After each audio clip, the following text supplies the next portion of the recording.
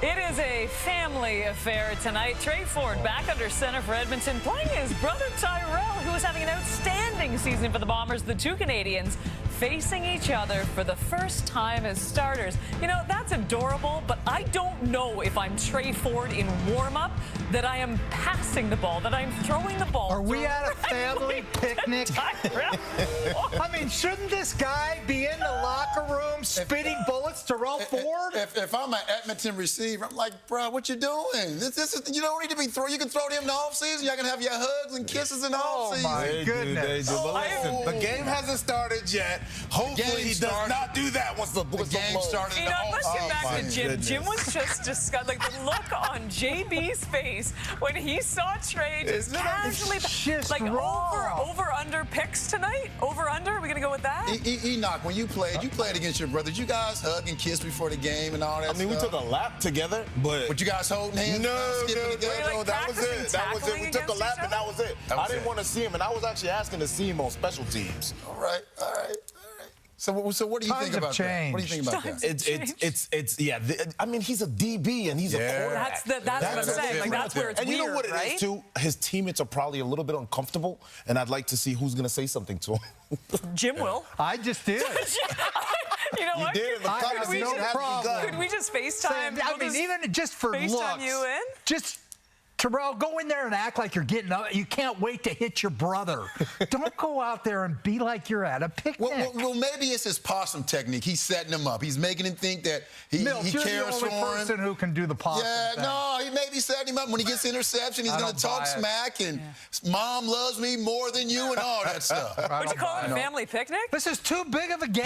It's a family picnic. It is a big game. Oh, that's great. Hey, look who's in the building. Connor McDavid, Leon Draisaitl, a couple of brothers on the Oilers. See what I did there?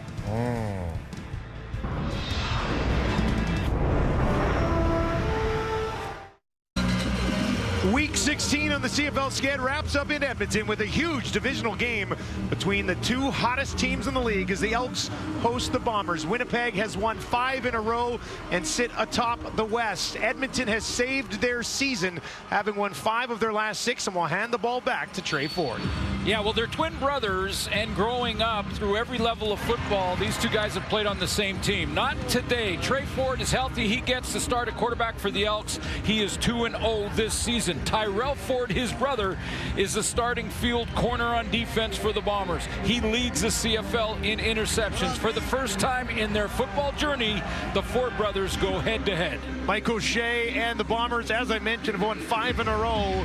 The last 3 have been by 5 points or less. So they played some tight football games and have come out on top. And on the other side, Jarius Jackson has the highest scoring team in the Canadian Football League at almost 30 points per game. In fact, during this last 6-game stretch, they've averaged 35.2 points per game. Today they go against the stingiest defense in the Canadian Football League. It should be a good one here on a Saturday afternoon in Edmonton, and we are underway. This will be taken at the 21 by Lucky Whitehead, near side. Takes it back out just beyond the 30, and that is where Zach Collaros will go to work. Completing 68% of his passes, just shy of 3,000 yards, and 6-6 on the season. Remember, the Bombers started 0-4 and have working now on a 5-game win streak. Led by Zach Collaros, and the running game, Brady Oliveira, big part of that offense, and will be again here this afternoon. Collaros, 12-6 in his career against Edmonton. Starts on his own 32. Down the field, near sideline, lunging out for it. Oh, who else? Kenny Lawler. Of course it's spectacular. A discussion amongst officials, and he's got a first down. Looked like he had a little bit of double coverage almost, at least initially, and makes another spectacular catch to open this game up. Lays out, keeps his feet in bounds. Well, we've seen that a few times in Kenny Lawler's career. Lawler was still waiting for that big one. Here's some pressure. Collaros gets it away. Far side, a little bit of room to run for Wilson. Broke one tackle. Purifoy will end up grabbing him at midfield. Well, he missed a couple of games, but the leader on their offensive line is back. Stanley Bryant will start at left tackle. In the receiving core, one change. Remember Carrick Wheatfall back early in the season? Looked like he was off to a real good start in this Bomber receiving core. He plays for Josh Johnson here in this one. He's back and healthy. Hasn't played since week 3. Gets back in here on a Winnipeg offense that comes into this game 9th in the league. Last, a flag on the play here on second down. They averaged just 22.7 points per game. So the offense ramping up throughout the year. Winnipeg number 69. It's a 5-yard penalty. Remains second down. Kendall Randolph had come in and played tight end. They played with a big set there outside of Stanley Bryant. He's the guy who replaced Stanley Bryant. Well, he was out for 2 games. He got out there at that tight end spot, just moved early. 25-year-old out of Alabama. 2nd and 7. Stanley Bryant back in. First time since week 12. Collaros barking out some instructions last second. The late draw. Oliveira got away from one man. Now another. Breaks another tackle. Still going all the way down to the 45. You do not want to allow Brady Oliveira to start eating early. You're right about that. He starts getting going and slapping that helmet. He's going to have a big game, and this is a good way to start. Little draw, hits that line of scrimmage. Good stiff arm there, and again on Purifoy, made 3 or 4 guys miss for the first down. 15 yards on the ground for Brady Oliveira. Over 900 on the season. Collaros this time. Out into the flat, Ontario Wilson, and he's tripped up by Kai Gray. We'll look at the Edmonton starting defense. Jamin Pelly in the inside of that defensive line alongside Sean Oakman has worked his way. That's the 2nd start in a row for him. Worked his way into the starting lineup. You're looking at number 1 and number 5, respectively, between Niles Morgan and Nick Anderson in the tackling department in the Canadian Football League. And Luches Purifoy's had 3 picks in the last 2 games. Collaros, 3 options to his right, 2 to his left. Goes to his left. And that one in and out of the hands of the often reliable Kenny Lawler. And that'll bring up 3rd and 5, and they'll be forced to attempt the field goal. Yeah, throw was on the money. Collaros put it where he had to, and I think that Kai Gray may have distracted Lawler just a little bit before the ball arrived. I mean, he makes this catch in his sleep, but you see how he reaches, and that little bit of a distraction by Kai Gray made the difference. Threw him off just enough. Otherwise, he hauls that in. Castillo out to get us started on the scoreboard. 49-yard attempt for Sergio Castillo. That is up, and it is good with lots of room to spare. Winnipeg comes away from the opening drive of the ball game with points. They lead 3-0 early on the road in Edmonton.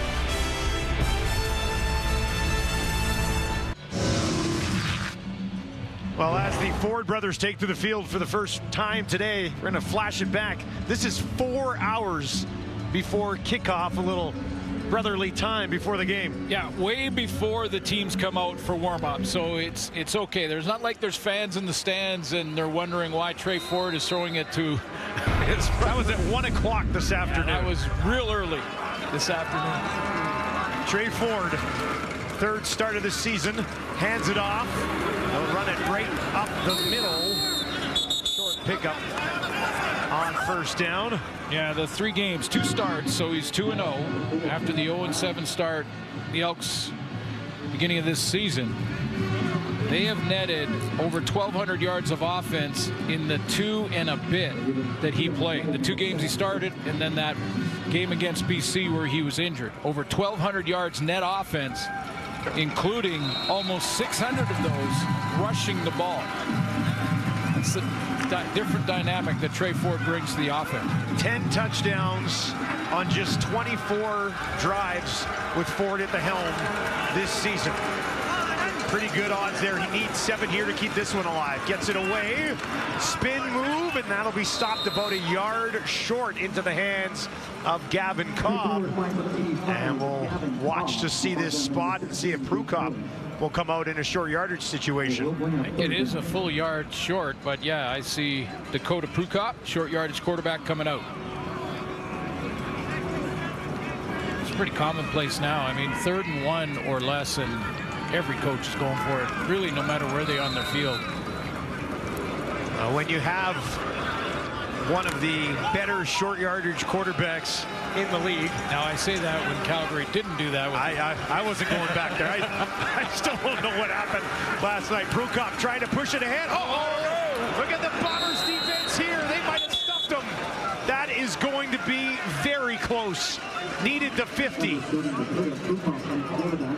Needed the 50. That foot, is that on the 50? Where they put the, yep, it is. Right on the stripe. Oh no, that's on the logo. It's on the logo. So that's just short. This may, in fact, be a turnover. They're going to measure it. The nose of the ball is on the 50. And if they get it, it's going to be by inches. Back up, guys.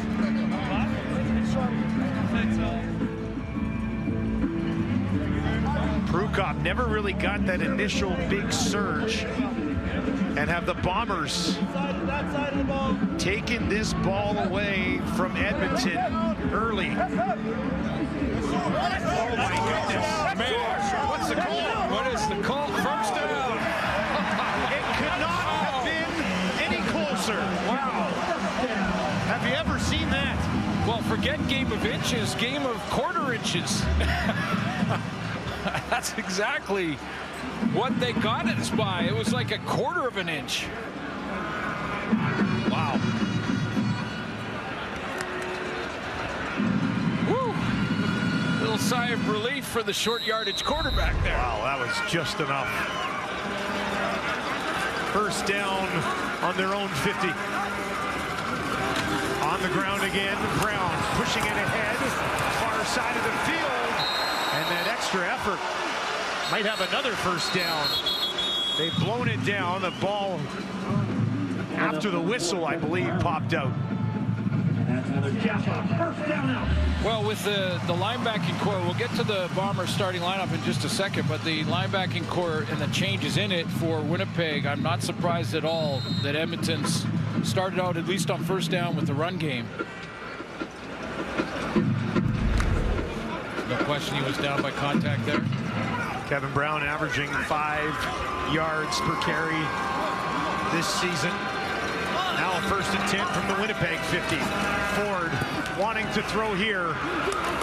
On the run, out to his right. Finds Dylan Mitchell along the near sideline. Well, 1-0 in the matchup between the twin brothers. Trey Ford on the roll. If he goes to the wide side, so he's on the hash mark, he's rolling to the wide side here. Guess who's playing corner over there? That's his brother Tyrell. And that's 1-0 for Trey in front of Tyrell. A little smile there. they've got to be careful not to go after each other and abandon the game plan. Up to the Winnipeg 38. Brown again. This time he runs into a wall. Gauthier is there to stop him with the help from Cramdy. That Edmonton O-line's been together for the most part all season long. David Foucault at left guard, Montreal's first-round pick back in 14. Is a veteran in that group, and you take a look at one of the hottest receivers in the league. How about Tevin Jones? Labor Day versus Calgary, 5 targets, 5 catches, 208 yards, 2 touchdowns. Not a bad day at the office. He's made 6 starts. He has 549 yards. He's caught 20 of the 23 balls thrown in his direction. Ford's got 4 out to his left. He's going to take it himself up the middle. Can he find the space? Not going to happen. Ball pops out. Bomber trying to hop on it. Ford's going to fight for it. And it's Winnipeg ball.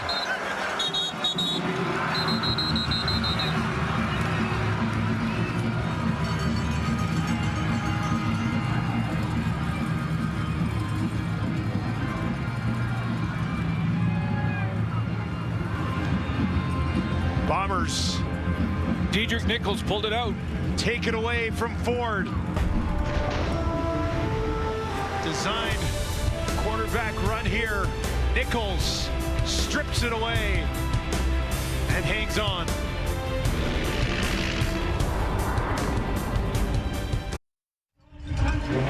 Every turnover is automatically reviewed by the command center. They took a look at this and determined that Dedrick Nichols did strip the ball. Trey Ford's knee was not on the ground. We saw a couple of angles in the commercial, and that is a fumble. Winnipeg football. What a play by Nichols to get in there. His second forced fumble of the season. And Winnipeg will take over. Here's Collaros with time. He's going to run, slides, and gets about 3, maybe 4 yards on first down. Good coverage, little pressure there from Edmonton, and Collaros just didn't like what he saw down the field. Big play on the turnover, took a potential field goal attempt. It looked like Trey Ford was going to make that first down marker, so the play by Dedrick Nichols took 3 points off the board. Second down. Winnipeg 9th in the league in converting second downs this season at just 42.6%. They need 8 yards here after they only gave Zach a couple on the slide. Over the middle, and that one in front of Niles Morgan. It's Wheatfall back into the lineup, and he's got a first down. Yeah, this is what we liked about him early on. I mean, he's a great route runner. This ball was thrown hard and inside because there was a linebacker coming. You could see him right there. It was Niles Morgan.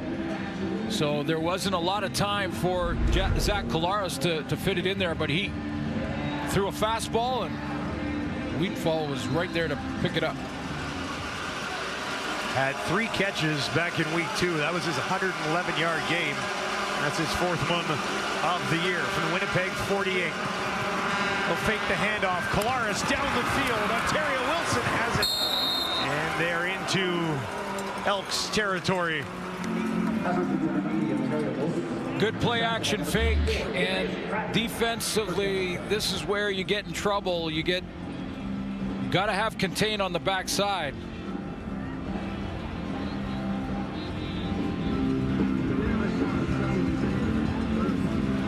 Lost containment on that bootleg from Zach Collaros. He got out there with lots of time to either run or throw.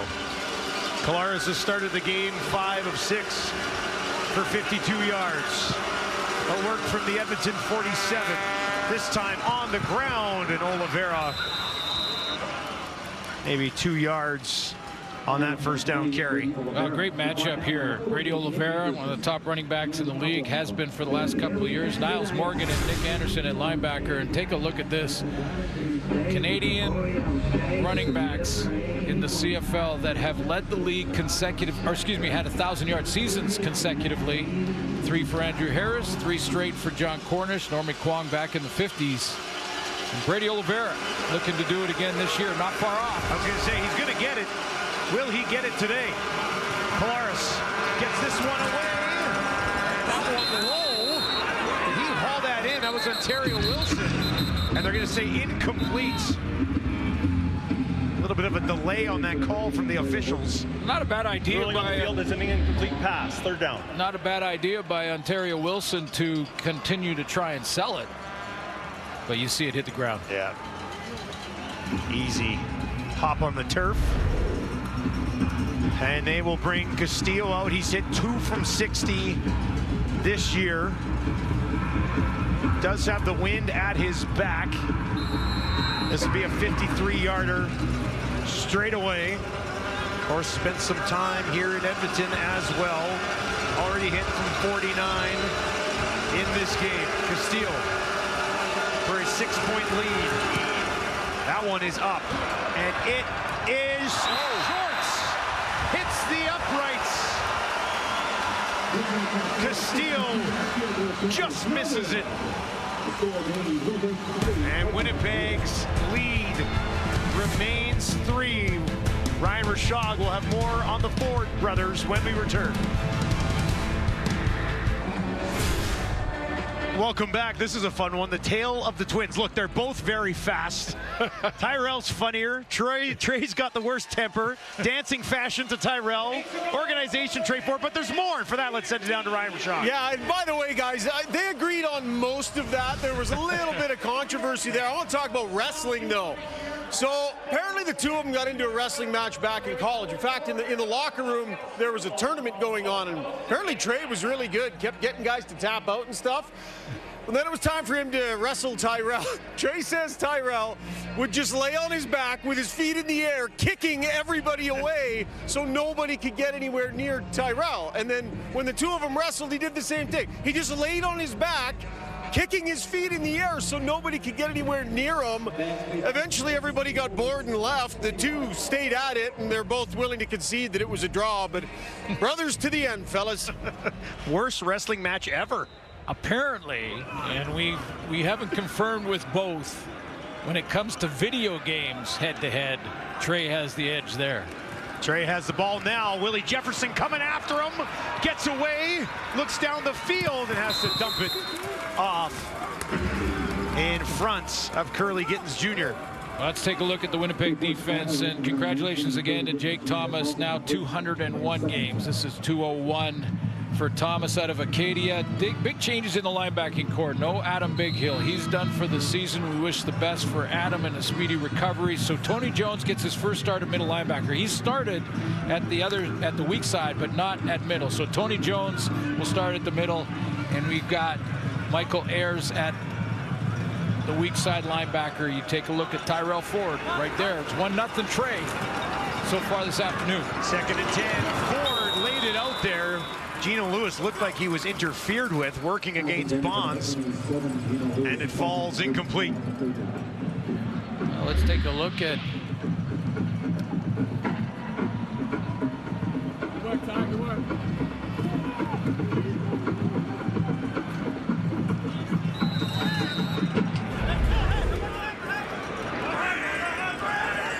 So 3rd and 10.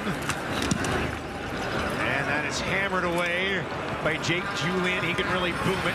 Lucky Whitehead takes it just inside the 25. 57-yard kick. Whitehead tripped up on the return. Polaris has the lead with 3 left in the first.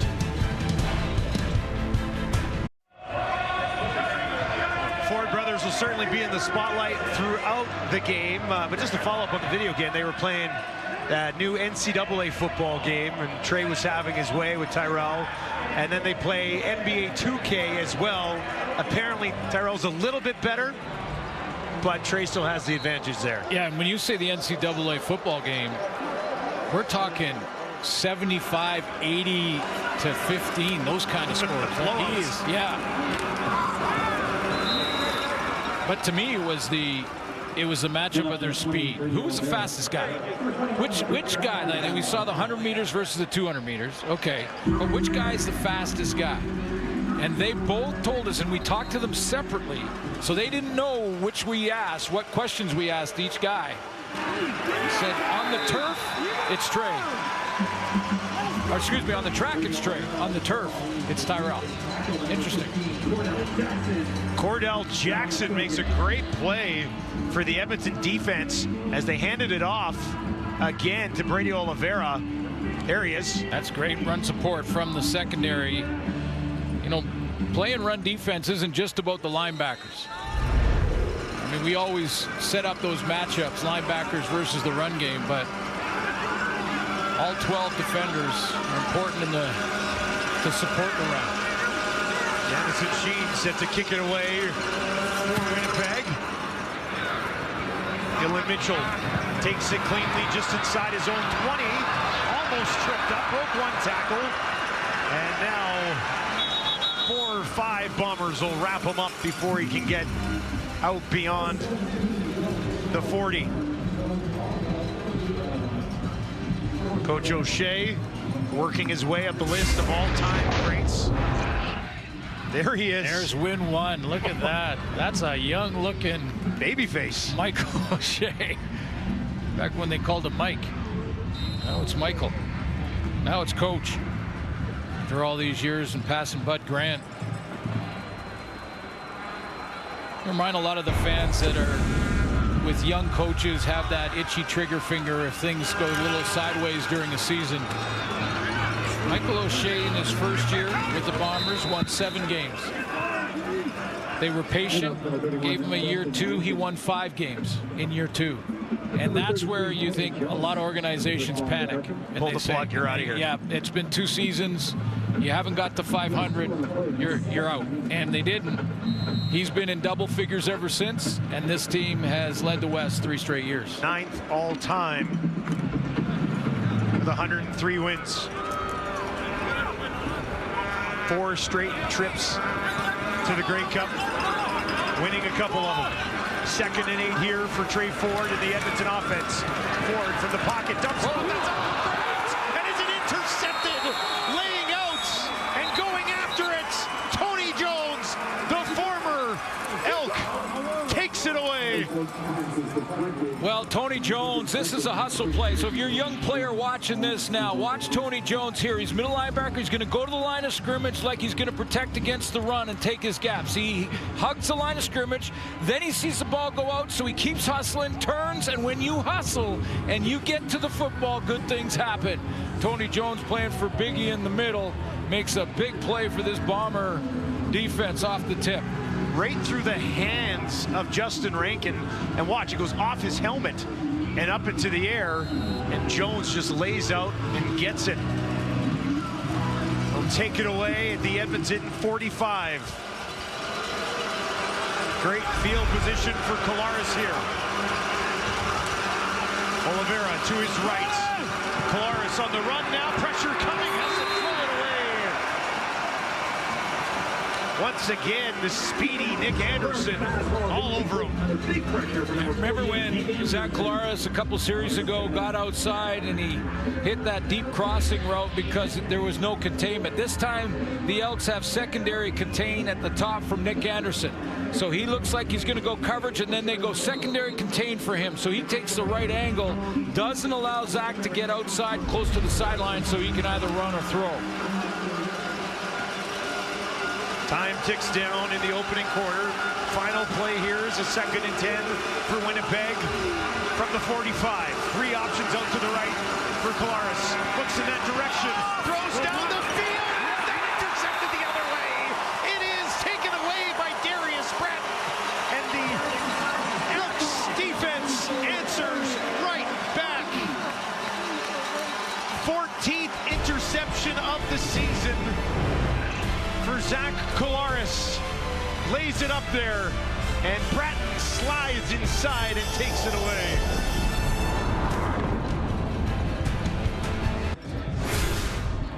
"15 minutes in the books here at Commonwealth in Edmonton. Bombers lead 3-0. 3 turnovers in this game as well already. Well, both teams have dynamite run games, and both teams have dynamic quarterbacks in different ways. Former MOP for Winnipeg, and of course Trey Ford and what he can do and his magic that he can create.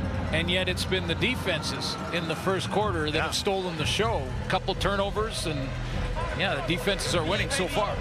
Missed field goal from Sergio Castillo. Hit one as well. Missed from 53. Now it'd be 6-0, but it's 3-0. And Darius Bratton has his 3rd interception of the year to take it away. 21 for this Edmonton defense, tops in the Canadian Football League. They'll work from their own 17. That handoff almost enough for a first down. Stopped just shy. Justin Rankin in there. Yeah, some were a little surprised that Trey Ford is starting this game, but Jarius Jackson told us that, you know, he was injured in the BC game. McLeod Bethel Thompson took over, played very well in the back-to-back matchup against the Calgary Stampeders. In fact, in that first game, threw for almost 500 yards in that one. But Jarius Jackson said to us, hey, you don't lose your job when you're hurt. And Trey Ford was injured. That's why McLeod Bethel Thompson went in. When he's healthy and ready to go, he starts again. 3-1 in his 4 starts for MBT. On the ground again. A big hole. A first down, and they'll continue to push. Bombers eventually with the game tackle. Justin Rankin. Couple of good carries in a row for 31 in green.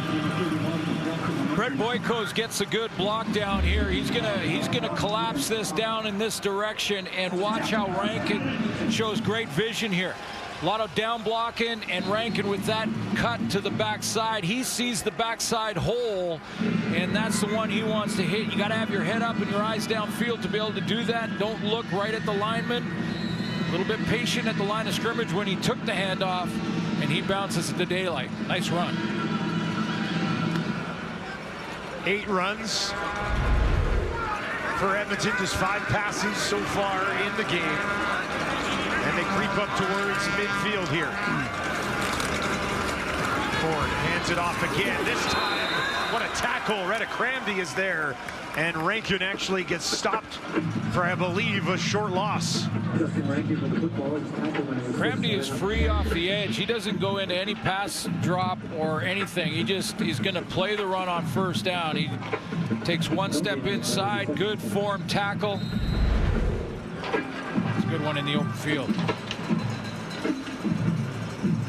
Has 5 tackles for a loss coming into the game. They say he got back to the line of scrimmage. So it'll be a 2nd and 10. One of the veterans in the linebacking corps now. Today, for sure. Yeah. Ford, deep drop into the pocket, trying to escape. He will not. Tracked down by Michael Griffin. Yeah, they're bringing Michael Griffin into the linebacking corps on passing downs on 2nd down. And, you know, basically a converted DB, one of those tweener type players at 5'11", 210. And so far early, it looks like they may be spying him defensively. So making sure he shadows Trey Ford. Jake Julian averaging over 54 yards per punt this season. Lays this one way out there. Lucky Whitehead has to backpedal and take it at the 5. That was a 63-yard kick. Lucky near sideline, and he'll step out of bounds. There is a flag on the return, but the Bombers getting some pressure on Trey Ford. His first start in about a month.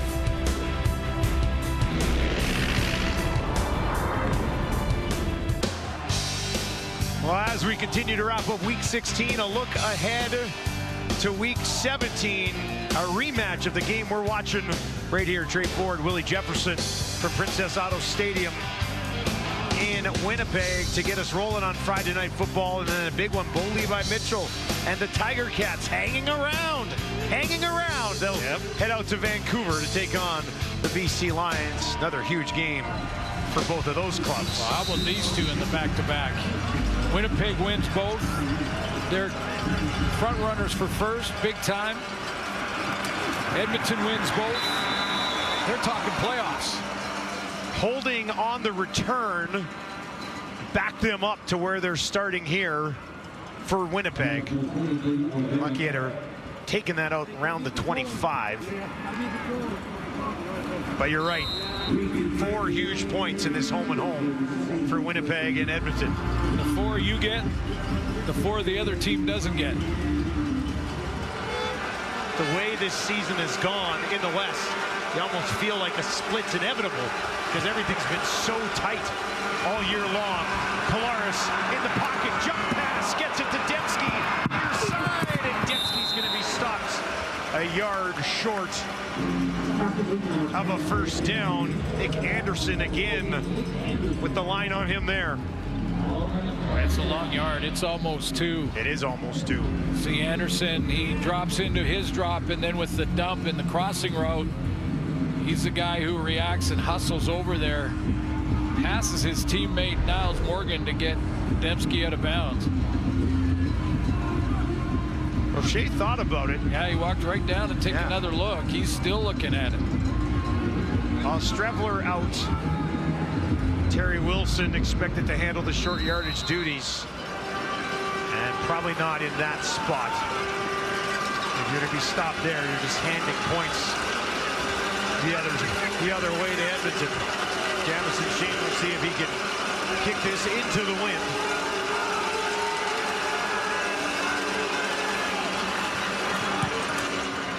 That'll hang up and come down right at midfield. Dylan Mitchell has him.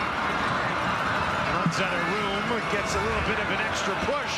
And after a 42-yard kick, excellent field position for Trey Ford as they try to find their way onto the board here at home, trailing 3-0 in the second quarter against the Bombers.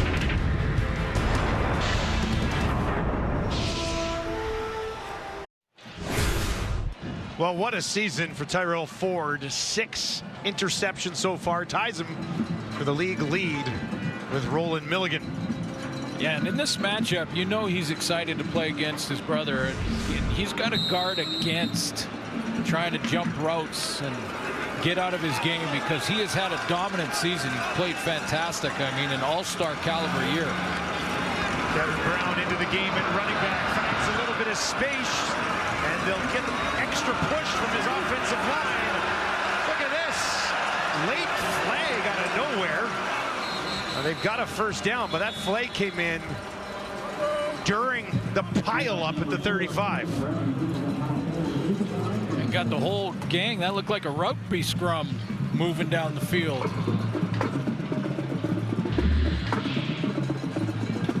Take a look at this penalty and what they might have seen at the end of it. Forward progress looked like it had stopped there. I'm surprised there wasn't a whistle early. And then you see the O-line. Now you see what this penalty, well, it looked like that wrestling match at the side of the pile. Major foul, unnecessary roughness, Edmonton number 60. So before yards are gained, 15-yard penalty, first down. Before yards are gained. Wow. Well, that's strange then, because that flag came out while the pile was happening. When you're saying the flag was thrown before yards, that doesn't add up. Before yards were gained means it's at the line of scrimmage, and I don't. Well, yeah, that's the thing, but the flag came out at the end of the play. That's a bizarre call. Flag came out at the scrum.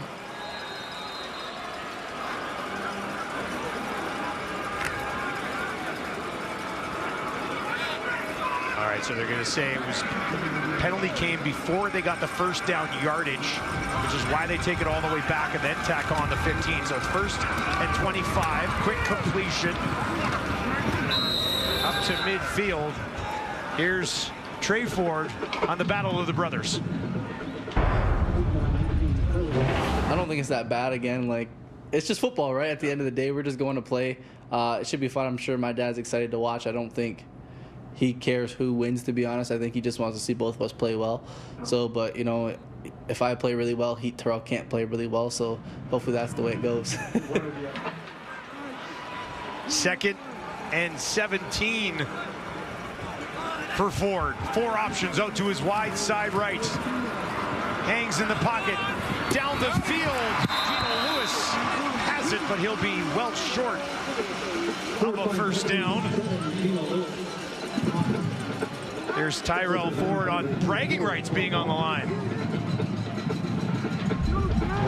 You know, if he completes a pass or two, it's whatever. But, I mean, if he scores on me, I'm sure I'll hear about it. Not just the day of, but the rest of the year. But, again, if I pick him off, he's probably going to hear about it the rest of the year. But, I mean, ultimately, whoever gets the win they got the bragging rights. 3rd and 4. They're going for it. Would be about a 50-yard field goal. Instead, they're going to keep the offense on the field. Pressure coming forward. Gets it away. It's deflected at the line and falls incomplete. Turnover on downs. Willie Jefferson got to it. Another knockdown right at the line. That's 9 on the season, and it's a big one on 3rd down. Willie Jefferson got his fingertips on it. The Bombers take it away.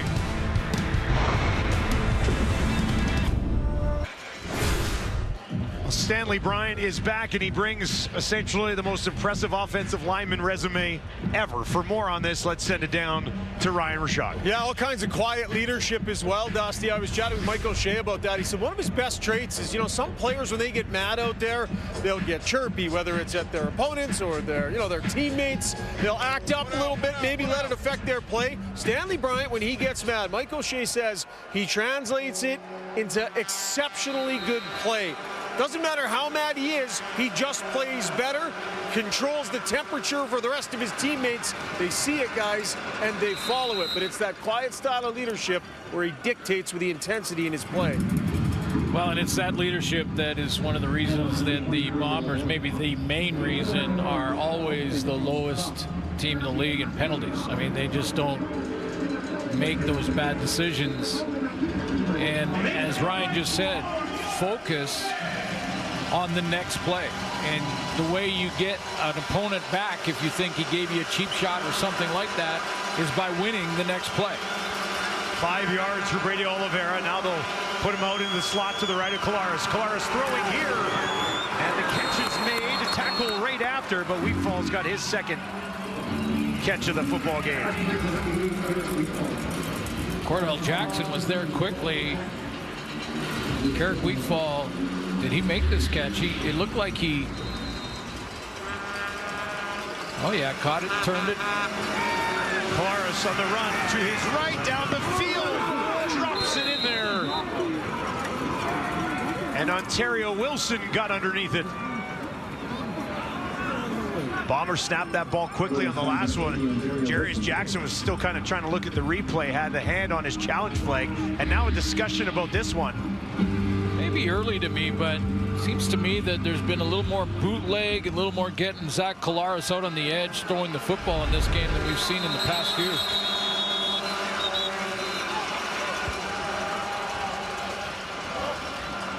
The ruling is an incomplete pass. 2nd down. All right, so it has been ruled incomplete. Well, it was right in front of the Edmonton Elks bench, and they were very vocal when they saw this because they had a great view of it. From our angle in that first replay, it looked like, well, you see it skipped off the turf. Yep.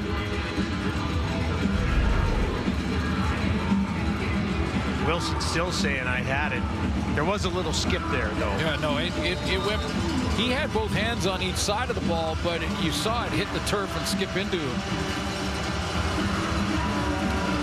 Collaros, 7 of 12, 67 yards and an interception. 2nd and 10 right at midfield. Lots of time, dumps it off to Brady Oliveira. Can't escape. Kai Gray hung on for dear life to make sure he couldn't get away. And they'll have to punt it away once again. It's like hog tying a steer when it comes to Brady Oliveira. I mean, watch Kai Gray come up and just hang on here. How many times we've seen Brady Oliveira in that rematch against Saskatchewan? Brady had 60 yards receiving in that game because he would make people miss when he made that first catch out of the backfield, a little check down. Jamison Sheen stands on his own 45.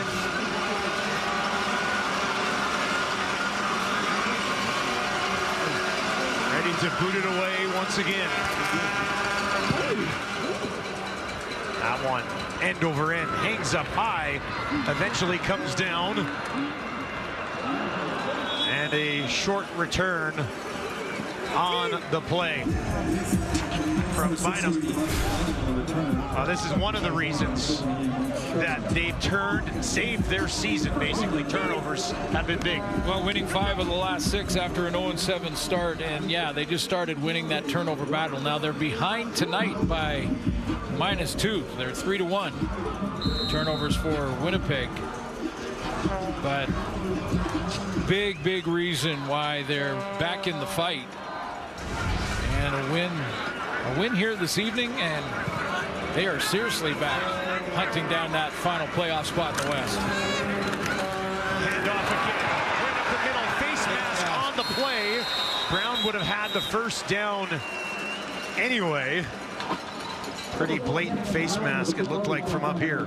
Yeah, I think that's what Jarius Jackson does when there's, the turnover battle has been in favor of Winnipeg here.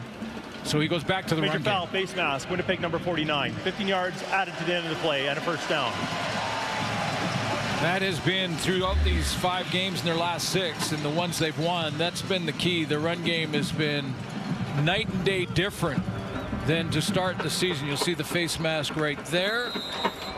That's Michael Ayers getting the start. Kevin Brown's got 26 yards on 4 carries. Rankin's got 31 on 4 carries. Both guys been able to work it now in the game. MBT hands it off. They'll push it ahead once again, and a flag right at the end of this play. Well, there's something going on here like we've seen twice now. The running back, if he's still moving forward, they can still drive and let the play continue. But as soon as it gets stacked up and you're looking at scrum against scrum, forward progress is stopped. They got to blow the whistle because they're letting it go on. 67 did not report. It's a 5-yard penalty, first down. Wow, another real late flag against Edmonton. Hunter Stewart did not report. Cloud Buffalo Thompson was in the game at quarterback there. He's come back out. Trey Ford slides back in. And a 5-yard penalty. We don't want a quick whistle, so don't get me wrong, but if you let that big pile continue to fight and go back and forth, there's going to be penalties in that. I mean, there's going to be guys getting thrown to the ground, and once forward progress is stopped, you've got to stop the play. Justin Rankin back in the game at running back next to Trey Ford. Ford bobbles it, picks it back up on the run to his right. He gets hammered as he throws it, and he bounces right back up. 2nd and 15. And just ball security, a little bit of an issue. I'm sure Jarius Jackson will talk about this at halftime. It looked like on the fake to Rankin, it actually hit his knee, his own knee. The ball popped out of his hands. And let's see Tyrell Ford's coverage on the intended target. Trey Ford trying to get it out there to Dylan Mitchell, and Ford right there, just waiting for him. Come on, get it out here. They'll have 4 receivers to the right of Ford. 3-man pressure from Winnipeg. Ford can't see anything he likes just yet. Now down the field, incomplete. Laid it up there for Gavin Cobb. There's a flag back by the quarterback. I think so. And it is roughing the passer against the Bombers. Major foul, roughing passer, Winnipeg number 95. 15-yard penalty, automatic first down. Jake Thomas, the guilty party.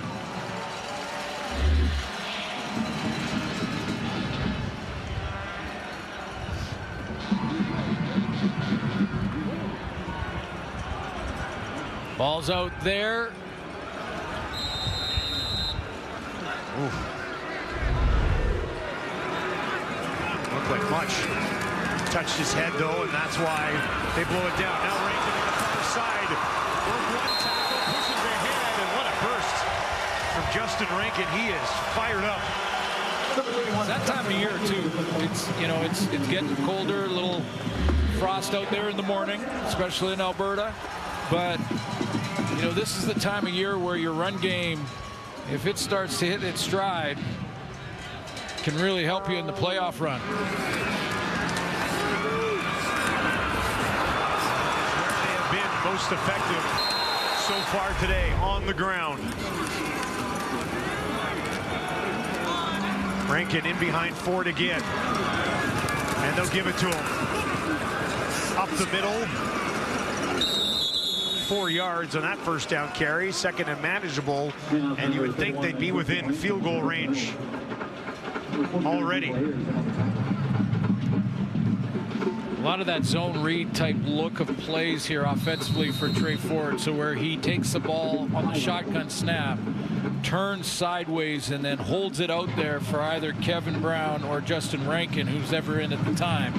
And he can pull that. Now, he hasn't pulled it yet a bunch in this first half. You want to establish the interior run game first. Yeah, he does not have any yards on the ground just yet. Edmonton called the timeout. They clearly didn't have the right formation matched up to the play that was called. Jarius Jackson, I think, called that timeout right beside the official, right in front of their bench.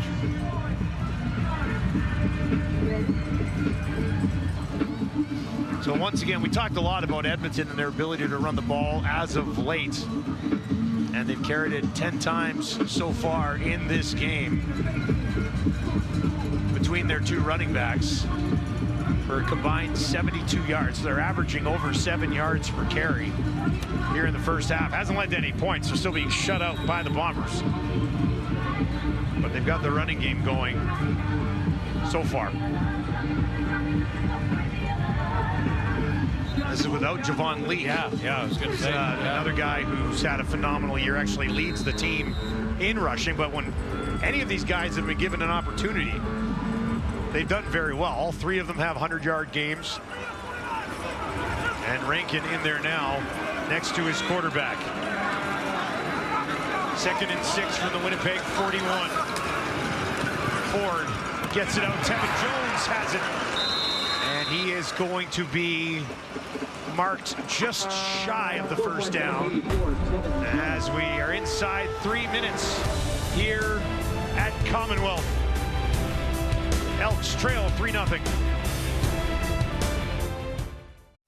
Coming up at the half, the mega panel is officially back. Let me guess, you guys are talking about defense? Defense, run game, offense. the Fords. Does anyone want to read highlights? Is that extra money? No. Absolutely not. We're not doing it for I'm a volunteer. It's all your job.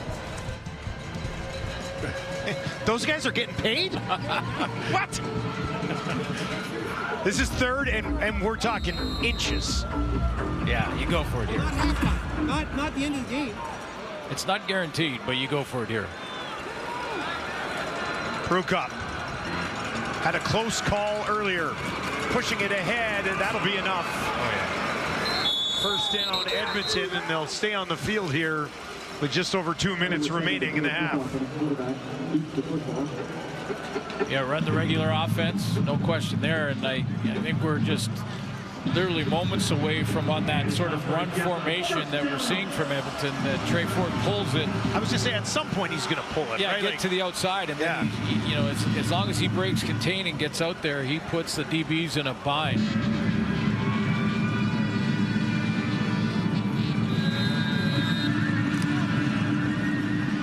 Points on a field goal from Castillo. All we've seen so far in this one today. 9-play of this drive for Edmonton.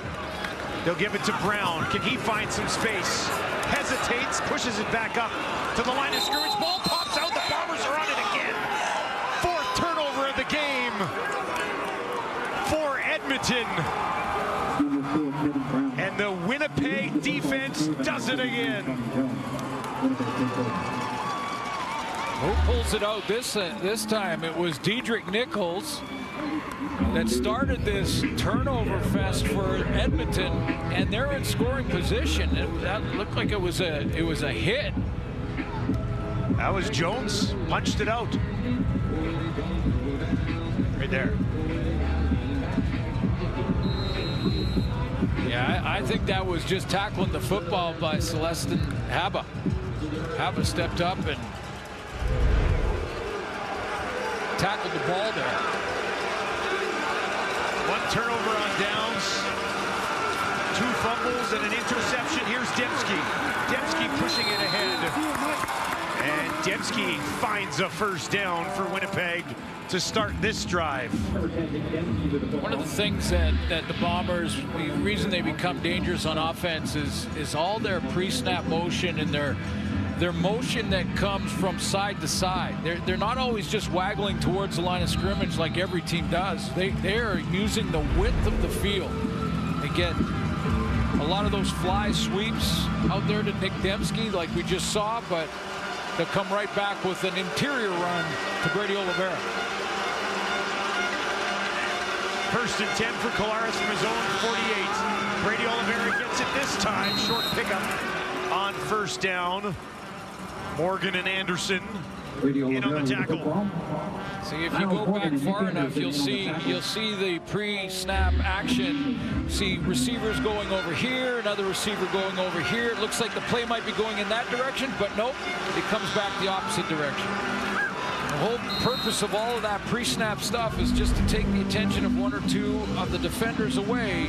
Say, well, should I widen to Dembski a little bit? Oh, they're going the opposite direction. And it's one of the reasons they're so dangerous offensively. 2nd and 7. Empty backfield for Collaros this time. Over the middle, and that is Purifoy. Cut in there as Lawler tried to lay out for it.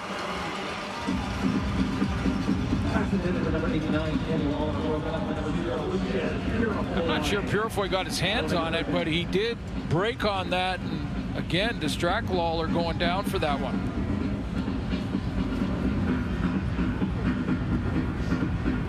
So it'll be 3rd and 7. But after the turnover, the defense for Edmonton responds. That's straight up defensive battle between these two teams. Absolutely. So far this evening. Jamison Sheen hammers it away. Mitchell slides over, takes it, and steps out.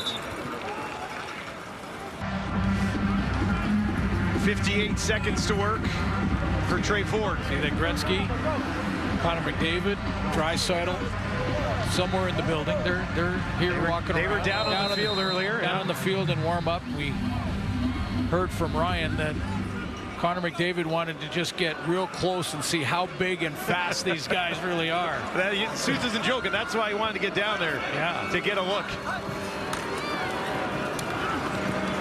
Hand off again. Right up the middle to the 20. Here's a look at the pregame visit. Yeah, talking to Ryan down on the sideline, and you guys know those two. We have a beer league tournament up in Whistler. You think we could get them to? You think? Probably not. I'm just gonna throw it out there, but okay. I don't like your chances. 2nd and 7. Ford over the middle, down outside the 35, and he's got Gavin Cobb. That's the biggest pickup of the day through the air for Edmonton. Yeah, confidence building throw before the half for Trey Ford. He actually takes a low shotgun snap around his waist, keeps his eyes downfield, and throws a strike. That's one you can build on. Ford on the run. Gets away, finds some space. Now he's going to look down the field, makes another move, still going. Trey Ford tripped up. Did he get a first down?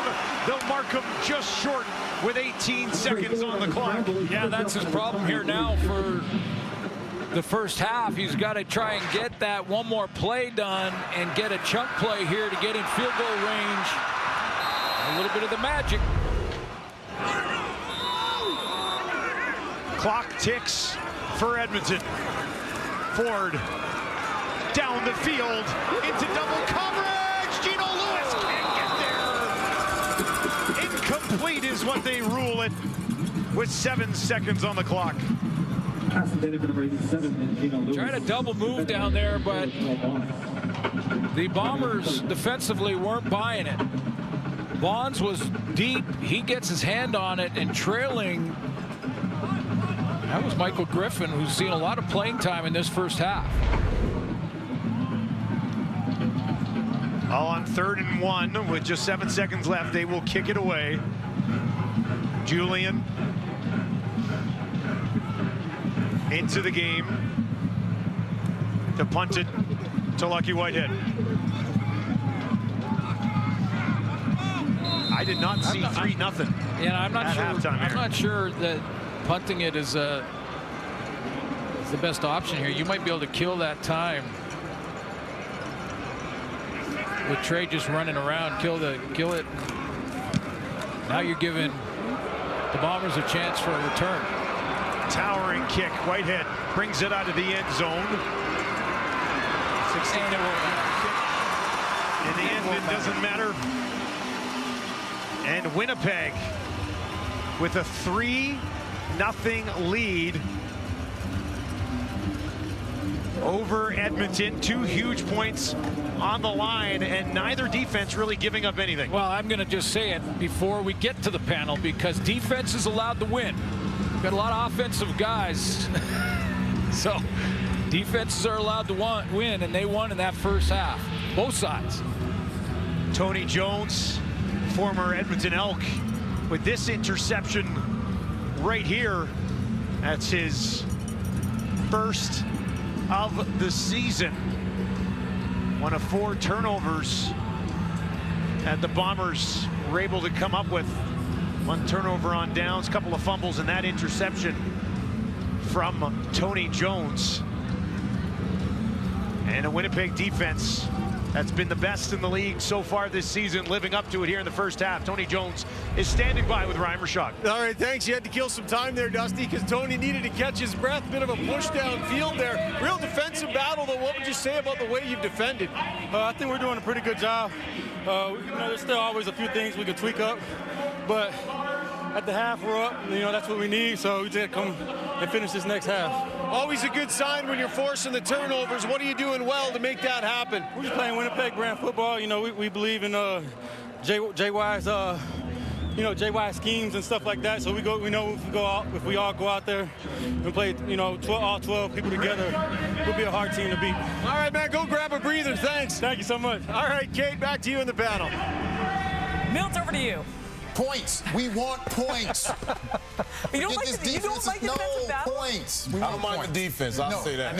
Points. I don't mind No one tunes in to watch a defensive game in the CFL. They expect points. You know what? But it'll pick up in the second half then, right? It better. It can only. Enoch Mwamba, Paul Lapalese, Jim Barker, Milt Stegall. I actually had to look down the line right now because there's so many of you right now. Panel. JB, let's talk about this Winnipeg defense right now and the strategy surrounding Trey Ford. Look, we know he loves to play this game out of the pocket. Immediately, Winnipeg comes in. They kind of put that shell around him. We saw what Trey can do at the end of that half there, but they have done a really nice job controlling the Canadian. Yeah, what Jordan Younger's chosen to do is really creative. He's rushing 3 guys, which is opening up some of the run game, but he's rushing 3 guys, and he has 2 spies. You're going to see the first one is close to the line of scrimmage, and the second one is deep.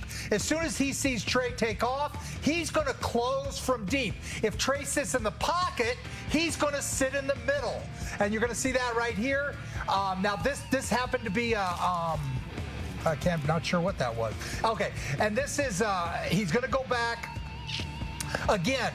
You see, that's number 2 spy coming in. The other thing they did was they brought 7. They 1+'d them, meaning they had to throw the ball. So they did 2 things. They rushed 3 and had 2 spies, 1 deep and 1 intermediate. That deep guy stayed deep as long as Trey was in the pocket. As soon as Trey broke, he broke up. He's the guy that caused the fumble. The second thing was bring everybody, and Willie got the bat down on a key play. You're a beauty, Coach. I love you. Yeah, I don't know where this play came from. I love you. And you talk about that 30 front they're playing, and because of that, they've been able to run the ball, as you mentioned. And I think they need to keep that up and try to get Winnipeg out of that shell defense, out of being able to spy Trey Ford, and get Trey Ford involved in the running game. If I'm Jarius Jackson, I'm going to call some design runs. We know they can run the ball with their running backs, with Rankin and Brown. They've been able to do this with not their best running back in the game, Lee. but allow Trey to get out there and run the ball. That's going to force those guys to come up. You create some play-action pass, and that's when Trey can get outside the pocket and make those big throws, those unscripted throws sometimes. But you got to run the ball, and they've been having some success. They just got to hold on to the ball. They have some costly fumbles, but if they can continue running the ball, they're still in this game. They don't have to abandon. They have a great running attack, maybe the best in the CFL now, but as I alluded to earlier, get Trey Ford involved in that running attack. Yeah, I agree with you. I think, you know, they're trying to run the football like they've done so well, but you got Trey Ford back in the football game. Like Jim said, you're not going to run the football very well on second down. You're not going to be able to get passes completed on second and long. You better start throwing it on 1st and 10. Enough of this run game. Put Trey Ford in positions for play-action passes because he can get explosive pass plays. Right now, he's 6 of 12, 60 yards, 1 interception. Get the ball in his hands. Get him on the perimeter like you're talking about, Bill. Get some play-action passes. It's easier to throw on 1st down against this defense. Do that to get him opportunities. And he can scramble around like you're talking about. That's what you want to do. You said you agree with me, then you said don't run the ball, Coach. Make up your mind. Go ahead. Make up your mind. Throw it.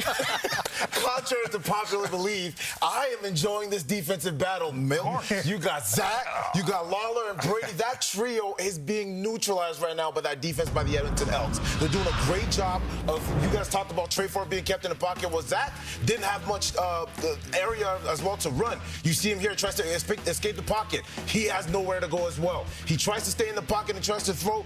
Interception over there as well. Like I said, Zach Collaros, for this team to be successful, the Winnipeg Blue Bombers, they need Zach, they need Lawler, they need Brady to be productive. Zach Collaros, 84 yards, under 100 yards in the first half. Brady Oliveira, 7 carries, only 35 yards. If they want to be successful tonight, they're going to have to get things going between those 3 guys on offense. You know what? Stats are great.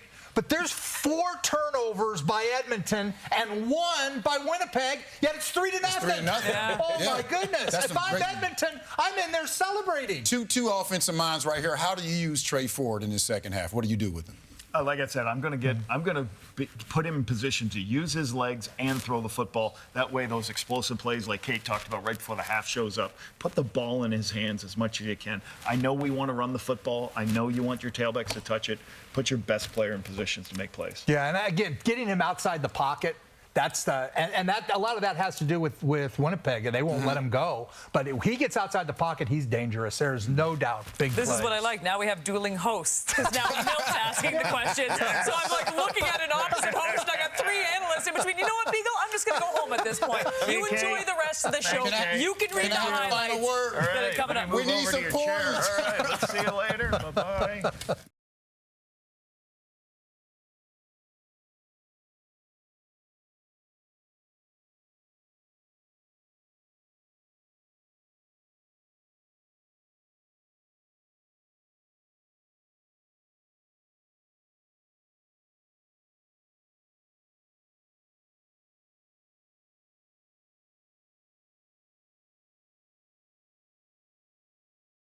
In case you missed it yesterday, Tiger Cats taking on the Argonauts, dying seconds. Hamilton down by 1. Bo Levi Mitchell going to find James Butler. Picks up the first down to extend the drive, but sets up Mark Leggio to be the hero of the game, and he nails it. It's good. Leggio, perfect 6 for 6 in this one. The Tiger Cats sweep the Argos on the season. They are now just 2 points behind them for the final playoff spot in the East. Let's go to the West now. Rough Riders taking on the Stampeders. Let's just see more of Mark Leggio first. Second quarter action. Rock Armstead. The Rock. Down to the 1-yard line. It's a 23-yard gain, his Riders debut. Armstead rushed for a career high 207 in this one. By the way, they're playing the Red Blacks next week. How is that going to be? Then in the third, Trevor Harris going to find Kean Schaefer-Baker. Ooh, that's a catch. Breaks a couple of tackles. Finds the end zone. Look at that. Harris, 248 yards, touchdown through the air in this one. On the fourth, Stamps down 8, 3rd and 1. They elect to throw it. Jake Mayer. Jake picked off earlier today. Alouettes taking on the Red Blacks. First quarter action still scoreless. Drew Brown He's going to be picked off by Deontay Ruffin, who takes it all the way back. 79-yard pick six. Ruffin's team-leading 4th interception of the year as the Elks clinch a home playoff game with this win. Brown also left the first half with that ankle injury. Second quarter, Elks up 5, threatening. Cody Fajardo calls his own number, fights to get in. Montreal hands Ottawa their first home loss of the season. 24-12, your final. Low-scoring affair. And speaking of low-scoring affairs, that is certainly the case right now between Edmonton and Winnipeg. The Bombers currently up by 3.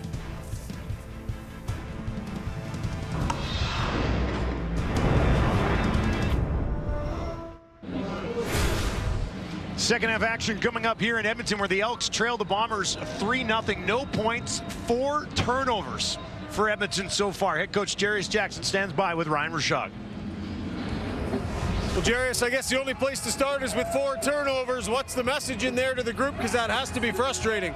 Very uncharacteristic of how we've been playing, right? If we continue to play that way, then we won't win the game. It's very simple. We got to stop turning the ball over. We got to try to find a way to put it in the zone. On the other side of the ball, despite those turnovers, what can you say about the job your defense did to mitigate the damage? Defense and special team playing lights out. That's what we talked about in there. They know it. Just asking them to just keep us afloat right now, because we're going to give them the ball so we can have the win in the 4th, and we'll see where it goes. Thanks, Jarius. Thank you. Well, that's what happened. The Bombers were creating those 4 turnovers, and when they did, the Elks defense held their ground to only give up 3 points in the first half. So here's how it looked. That was Trey Ford, lost one. That wasn't Ford's fault. Bounced off Rankin up in the air. Jones gets the interception. Fumble by Brown here. So the Bomber defense creating those turnovers, but in the sudden change, the Bomber offense couldn't capitalize because of the play of the Elks defense. So we'll see what the adjustments will be in this second half. Edmonton with just 17 turnovers total on the season coming into the game. 4 in the first half. They'll try to reel that in. The Bombers will try to get their offense going as well. The only 3 points on a field goal on the first possession of the ball game. We are underway, 3rd quarter. Lucky Whitehead gets us started at the 15. And he pushes it back out just beyond the 30. Zach Collaros, 9 of 15, 84 yards, and an INT in the first half. Yeah, first half thought that Zach Collaros was outside of the pocket more than normal. 9 of 15, just 84 yards, and the interception.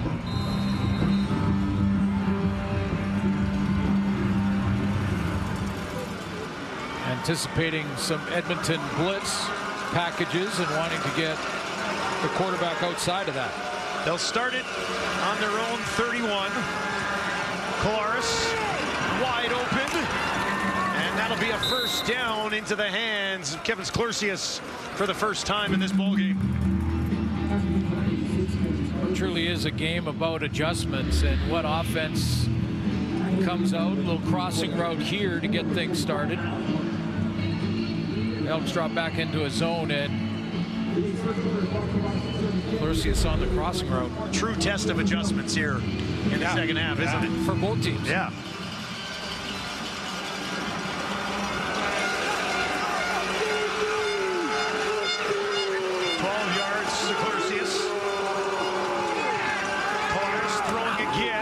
Ontario Wilson.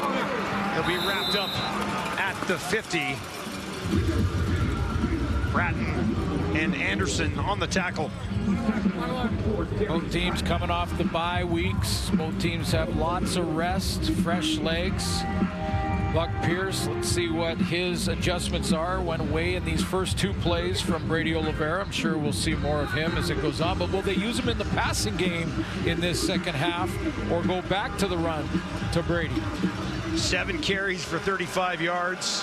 Had 1 catch for 3 did Brady Oliveira in the opening half. He'll stand in to the left of his quarterback here. And they will give it to him, looking for the first down. He's got it. Takes it up past midfield. And Winnipeg moving the ball here early in the 3rd quarter. On that type of play, they'll usually bring in Nick Dembski to block the edge. He'll sometimes have to do it against the defensive lineman, and then Brady Oliveira runs away from that block side. This is be the point of the game where I mention once again how I'm stunned. Brady Oliveira doesn't have a touchdown yet this season. Makes no sense to me. It is about this time every day. Usually, it's third quarter. I have to get to it. It's ridiculous. It blows my mind every time I see it. Here's Brady Oliveira. This is a big burst. He'll take it down, rumbling his way towards the 30-yard line. There he is. Straight down Main Street for Brady Oliveira here. Good blocking. Patrick Neufeld blocks out. Hits the hole. No hesitation there. Usually he'll press the line of scrimmage. He almost took Collaros with him on that last one. They'll give it to him again. It'll be a short pickup on first down this time. You know, the theory, though, is with Brady Oliveira not scoring a touchdown, rushing or receiving, the rushing end of it, when they get inside the 5, it was Chris Streveler time. It was. And Streveler was getting a lot of those touchdowns. Now, as you mentioned earlier, Terry Wilson will take over short yardage with Streveler on the IR. Streveler, unfortunately, out for this season.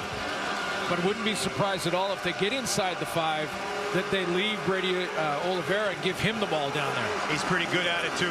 Here's Collaros. Pressured in the pocket, escapes, looking for a first down. A weird slide on his knees. And they're going to mark him right at that first down marker. Should be enough.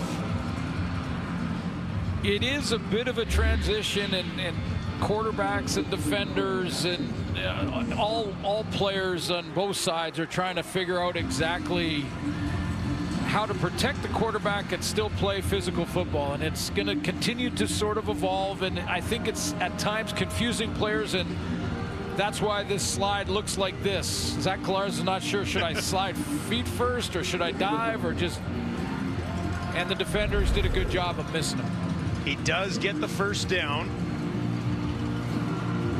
We saw Winnipeg start the ball game with a pretty good drive that ended in a field goal for Sergio Castillo. Find themselves in the red zone on this drive. First time today. Collaros over the middle. Ontario Wilson, end zone, touchdown Winnipeg. Ontario Wilson has his third major of the season as the Bombers find 6. Motion before the snap. Showed it to you in the first half. There goes Dembski. There goes Lawler, and then they reverse and go the opposite direction. Wilson comes up with the catch from the backside of the formation, and the Bombers' opening second half drive ends up in the end zone.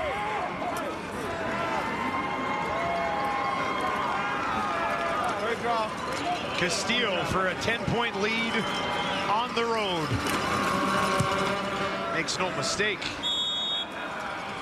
What a way to start the second half. 6 plays, 79 yards in just under 5 minutes. Collaros to Wilson to the end zone.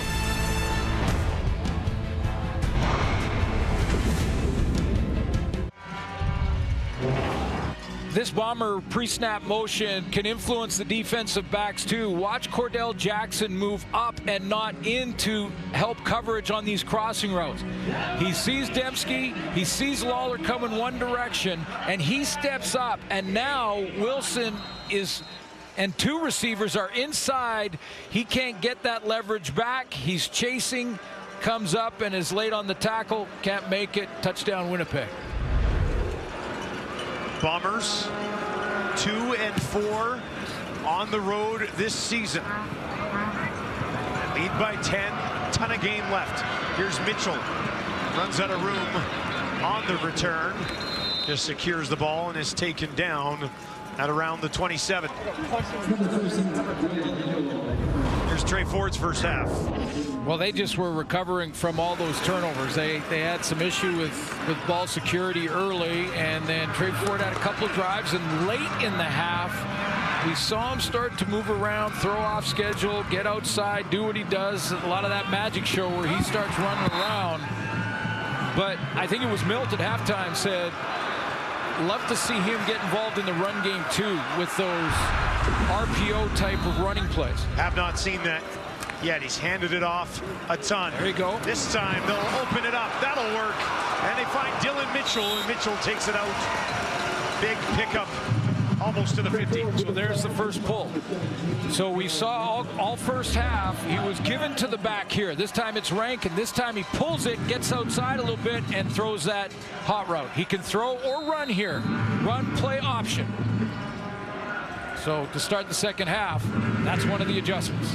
21 yards to Mitchell, longest passing play of the ball game for the home side.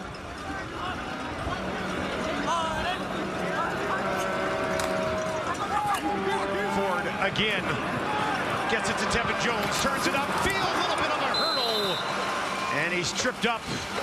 Be marked close to a first down, and they'll give it to him. Eventually, the Bombers are going to have to widen or maybe bring a couple of spies up to the line of scrimmage, a couple of linebackers to the line to widen them to try and contain Ford. Now he's pulled it twice in a row in these RPO plays. So maybe it's Tony Jones. He's got to widen up, come closer to the line, and contain Trey from getting outside. Edmonton will work from the Bomber 51. This time back on the ground. Rankin gets a couple of yards before he's tackled.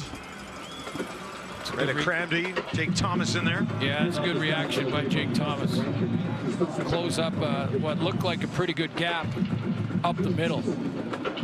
He just bowled his way down. 12 years in the Canadian Football League, all with the same team. That's impressive in any league. Yeah, well, it's impressive in any business today. That's true. 2nd and 8 for Ford. Near side, drops it in there. And that'll be close to a first down with the forward progress as he goes back to Tevin Jones. We talked about him in the first half and how hot he's been. 300-yard games in his 6 starts. Giving him the first down with forward progress. Covering on that play was Evan Holm, who has worked real closely with Tyrell Ford. Ford was telling us just how much he has helped and how quick Holm is. It's going to be tough picking the All-Star team this year, I'll tell you that, from the secondary. There's some standing DBs playing. Roland Milligan in Saskatchewan, Evan Holm, and Tyrell Ford here. Rankin trying to bounce this one up the middle. And a pretty good pickup on first down. That may have just led to another. Very deliberate when he runs, isn't he? It's almost like, you know, he's got great vision, clearly, because he's hit the backside on a couple of runs here 3 or 4 times already in this game alone. You've got to be sound defensively on the backside of play. So if it looks like it's going to the right, don't give up your assignments on the backside. 61 yards on just 9 carries for Rankin. 2nd and inches here. He'll work from the shotgun. Rankin again. Flea flicker. Ford towards the end zone. Gino Lewis comes back to get it. Makes a man miss. Touchdown, Edmonton. Flea flicker finds Gino, and he does the rest.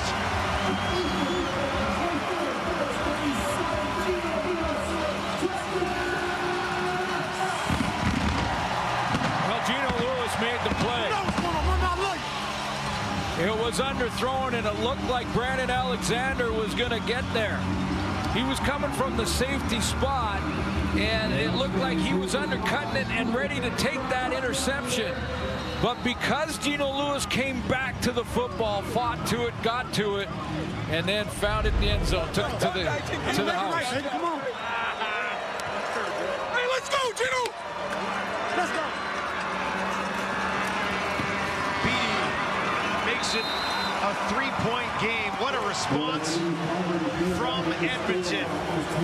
After the Bombers go 6 plays for 79 yards for a touchdown. Ford and Edmonton 6 plays, 83 yards for a major of their own.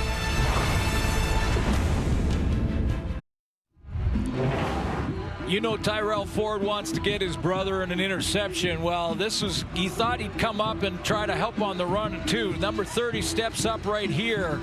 He is looking in the backfield, gets caught. Gino Lewis gets him behind him. Now his safety, Brandon Alexander, almost bails him out. But because Lewis comes back to the ball, he wins that battle when the ball arrives. Sixth touchdown of the season for Gino Lewis. Lucky Whitehead on the return. Wants to make a play. Come up. I'll get the run. Trouble. Little slip, and that's the end of it.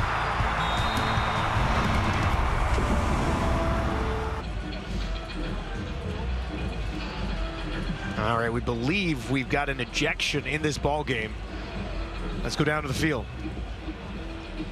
After the play, with two unnecessary roughness penalties, one against Winnipeg number 49, 15-yard penalty, and a rough play disqualification against 32 Edmonton. 32 is ejected, up 10 yards, first down Winnipeg.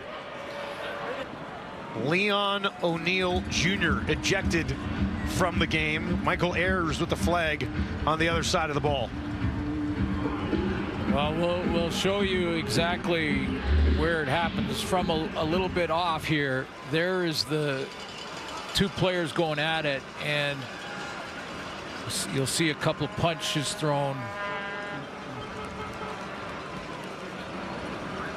A slap with the right hand and then a pretty good pop with the left. Yeah, Leon O'Neill took it another step with the punches, and that's why he was thrown out. But two rough play penalties.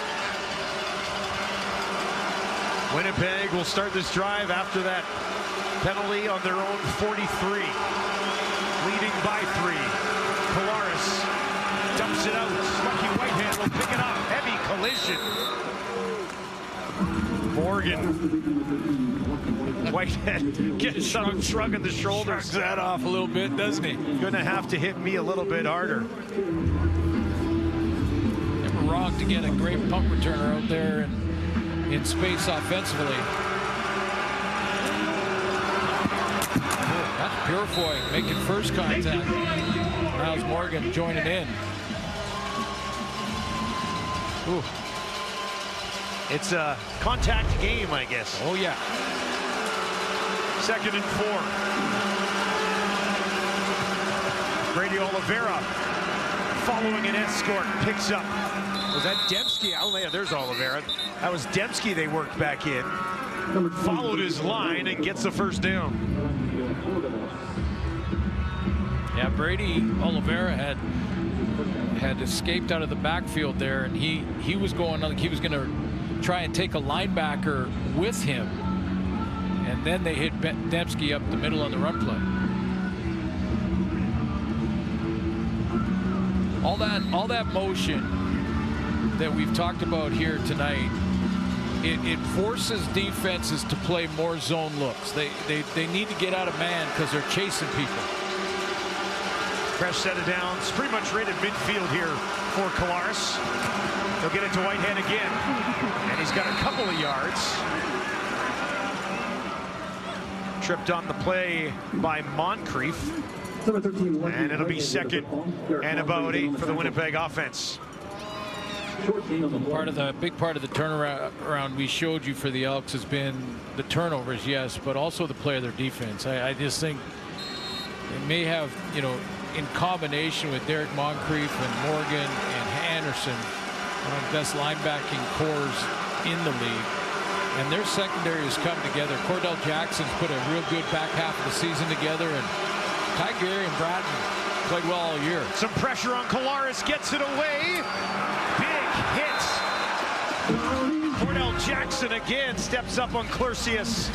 He's had a few of those tonight. Well, on cue. And again, this is his 9th straight start for the Elks. He has 3 interceptions, but he leads their team in PBUs, or pass breakups. That's what I call them when they're DBs. Knockdowns are D linemen. PBU, pass breakup. He's been great. What a great tackle. Excellent find. In the open field, yeah. 55-yard attempt for Castillo. He made from 49, hit the upright from 53. They'll roll him out there from 55. For a 6-point lead. That one is up and again. A double doink. Again. Bryce Castillo has hit the upright. You've got to be kidding me. Same upright. Almost the same spot, just a little bit higher up.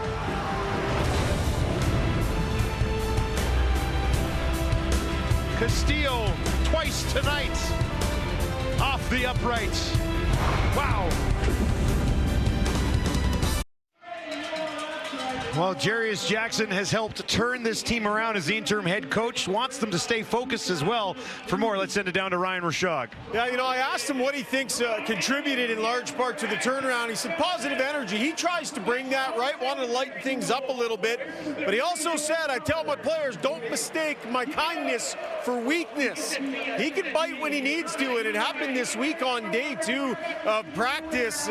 3 or 4 plays in a row went bad, and the head coach had enough, so he laid into the guys, he said, as much as he has in his time here.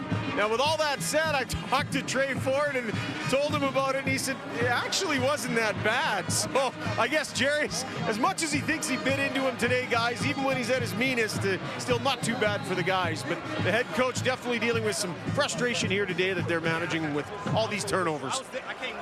Well, they're on a roll in the win-loss column over the last 6 weeks. I'll hand it off. Rankin again. Gets a couple of blocks. Stays on his feet. Look at this. Justin Rankin down the right side. Gets another block. Takes it to the 35. Bit of an escort here, but finally steps out of bounds.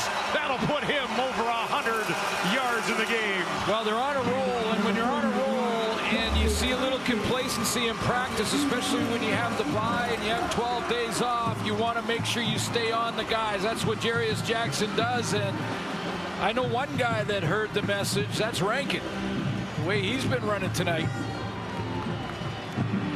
53-yard burst up the field. Great vision. Now, Willie Jefferson here is influenced by the potential of Trey Ford keeping it. You see how he steps up and makes sure Trey Ford can't get outside. He doesn't have the ball anymore. But that's what Trey Ford does, the defensive ends. 1st and 10 from the Winnipeg 27. Rankin again, bouncing around. Kind of got something out of nothing that time. Decent pickup on 1st down there. Notice there are a few coaches in the league that are making sure there's no complacency slipping in to the work week. Saskatchewan got a big win last night in Calgary. Corey Mace did the same thing this week leading up to that one. These aren't designed, planned times for coaches to start yelling at their players. That's not what it is. It's, you notice the practice level is not what it should be, and you make sure the guys understand. Ford on 2nd down, wants to throw.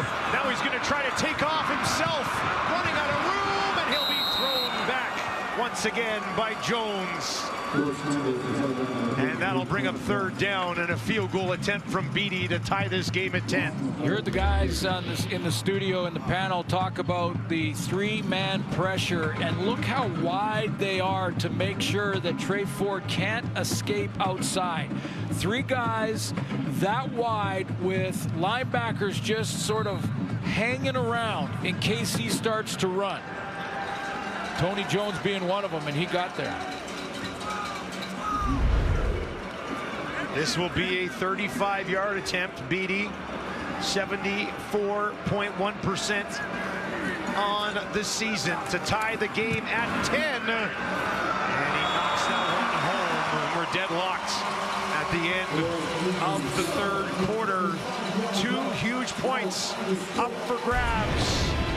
Bombers, Elks, hanging tight as we get set for an excellent 4th quarter to wrap up the week in the Canadian Football League.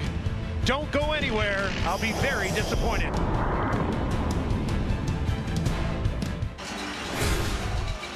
Well, settle in. We've got a thrilling 15 minutes coming up. This game has been very evenly played so far. Well, it has. You saw the adjustments made by by Edmonton to go with the RPO plays, but have Trey Ford pull the ball, and you see what it's doing to the defense. But in games like this, the Bombers know how to win these games.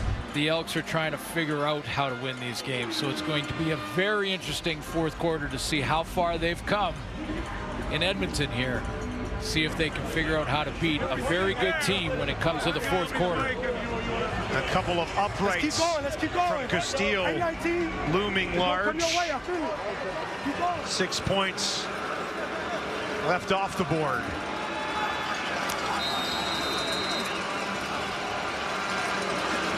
Bombers will start on their 40 here to get the fourth quarter underway. A deep shot immediately, too much on it, looking for Lawler. And we haven't seen Collaros go down the field very much tonight. And a little bit too much juice on that one. Well, he had him too. It looked like Lawler, who got a good run on the waggle here. Straight go route, nothing fancy about it. Just a little hitch in his step and away he goes. You see he has a step and a half and is in behind coverage, but Lawler's just missed him. So it'll be a 2nd and 10. Lawler targeted 5 times in this game, but has just 1 catch for 15 yards. Collaros got to have 10 this time. Thought about going down the field. Now he's going to take off again, and he's got a first down, and a little bit more. He'll take it down inside the 50 before another slide. And you don't see Zach take off for that far of a run very often. You'll be able to see how it opens up with a bit of a stunt going here. You see that stunt up front, so now you're kind of out of your lane. You see 3 defenders there that are all bunched up because the offensive line created a pile there, and that opens the running lane for Zach Collaros right down the middle. 21 yards for Collaros. He's got 30 on 3 carries from the Edmonton 49. Far side of the field. Kai Gray will wrap up Clorsius, who hauls in his 3rd catch of the ball game. And the chance to play for Drew Wolotarski. Not in the lineup tonight. 2nd round draft pick out of Connecticut. He'll head off to the sidelines along with Ontario Wilson. Lucky Whitehead slides in on a 2nd and a couple.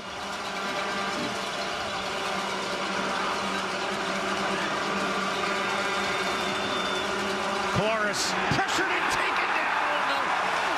Read well. Moncrief gets there.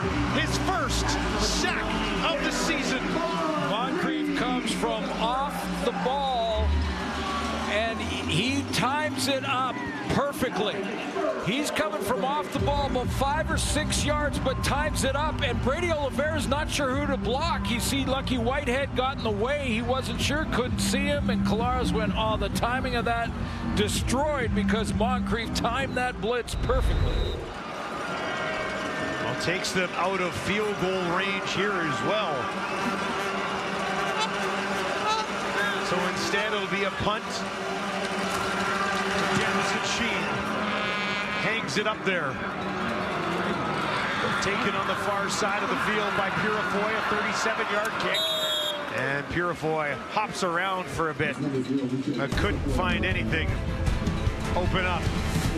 A beautiful night here in Edmonton.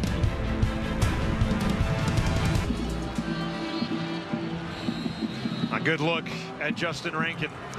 Already has the best game in his career here tonight. 2nd 100-yard game of the season for Rankin. Ford will give it to him again. Cuts it back up, finds a little bit of space. He's got another first down, and now the race is on the far side of the field. Wow! Rankin, have yourself a night. Pretty good day at the office already for 31.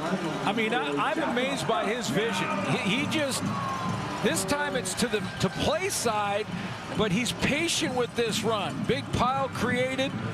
He bounced back from that pile, and then the secondary once again having to make the tackle. Brandon Alexander from the safety spot trying to drag him down. What a night. 154 yards on 12 carries.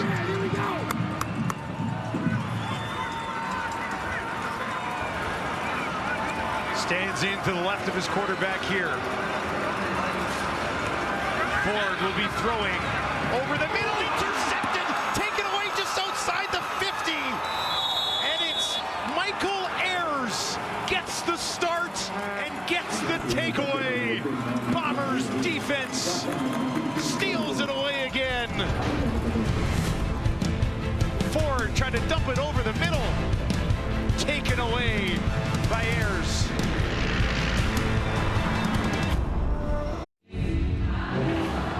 Edmonton was trying to fool the Bomber defense with a lineman playing tight end on a crossing route. That on the crossing route is Jacob Zott, and it wasn't a bad read by Ford. He just didn't see Ayers drop underneath it. He was trying to execute the trick play with basically a tight end going across the formation, thinking that they wouldn't cover him. Brady Oliveira. Here's a big burst. Brady Oliveira down to the 10, tripped up, still going. And he answers right back for Winnipeg. Thought that might have been the first touchdown. So did you see his face? He's like, ah. Can't believe he didn't get in. Off the left side, there's where Stanley Bryant lines up. Getting things going on that left side of the formation for Oliveira. I would agree with the assessment on Stanley Bryant. Maybe one of the best offensive linemen to ever strap on the pads.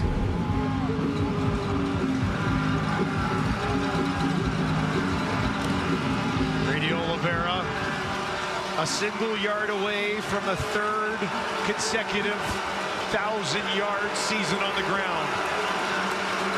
They give it to him towards the end zone, and he's in. 1,000 yards in his first touchdown of the season. And the Bombers go back on top, courtesy Brady. Let's go, Brady! Let's go! Yes, sir! Well, I'm not sure what the celebration was, but Let's go! Oliveira gets in the end zone first time this season. Back-to-back runs. The first one gets him down in scoring position. Needs one for 1,000 yards. He's now got 3 consecutive. Nice cut there. And for the first time tonight, really, the Edmonton defense on sudden change can't hold off the Bombers' offense. Castile smooths one through. Winnipeg's lead is 7 again. The Bombers have the lead. McLeod Bethel-Thompson has been warming up and will be into the game for Edmonton when we return.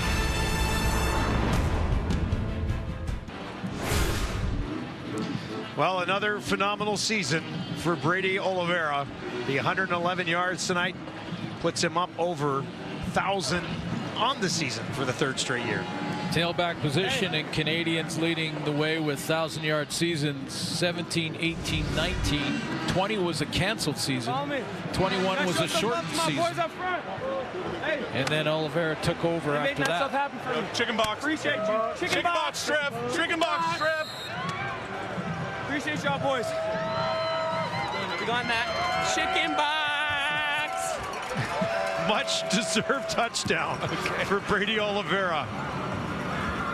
Is there a response from Edmonton? Mitchell on the return takes it out just beyond the 35. They'll mark him out at the 36. And McLeod Bethel-Thompson into the game, down by 7 with 9:29 left. Well, and McLeod Bethel-Thompson has played his best football as an Elk in the last 2 weeks, their last 2 games. Both games against Calgary. That first one on Labor Day, almost 500 yards passing, as I mentioned earlier. Trey Ford, and these turnovers just caught up to him. Last 4 games, MBT's 3-1 with 9 touchdowns and an interception. They'll start it on the ground, and a short pickup on first down. Now the strategy changes defensively big time for the Bombers here. Now we saw that 3-man pressure with real wide defensive ends to try and contain Trey Ford in the run game, just going crazy for Edmonton with Rankin up the middle. Now Jordan Younger can go back to a 4-man front, kind of play conventional linebacker play behind it, knowing that number 10's not going to press the edge, and all they have to do on the run game is concentrate on Rankin. 2nd and 8, passing down situation for McLeod Bethel-Thompson. Down the middle, heaves it up, almost intercepted. He was pressured as he threw that, was looking for Gittens Jr., and that'll be a quick 2 and out. And Jake Julian will have to punt it away. Yeah, they're going to have to go and talk about this one on the sideline, because I'm not sure. McLeod Bethel-Thompson just kind of throws it down the middle, and I don't think Gittens Jr. ever even looked for the ball. Yeah, he didn't even look back, did he? Not once. Julian gets it away. Well, this is way up there. That hangs up there a ton. Finally comes down at the 15, and Lucky Whitehead has nowhere to go. A 58-yard kick from Julian. For the last 4 years, have we seen Winnipeg get the ball, 8 minutes on the clock, Brady Oliveira time, and they seal it away? This is the same story that we've seen over and over and over again for quite some time. Well, Niles Morgan and Nick Anderson have seen it too, so let's see what they do in response. The drive will start on the Winnipeg 20. They give it to Brady Oliveira, and he gets a couple. Run down in the middle there nicely by Noah Curtis.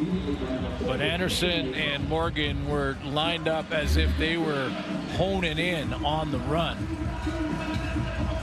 First down, Brady Oliveira time. Seen it many, many times. Watching game film against this team. Noah Curtis is going to make the tackle, but his linebackers were in position. And Anderson, I believe, wrapped up his feet first. They still got about 2.5, almost 3. Polaris will work from the 22. 4 options out to his left. Looks in that direction. Now throws over the middle. And they got a first down. Lawler got popped at the end of it. Boy, did he ever. And there's a flag on the play.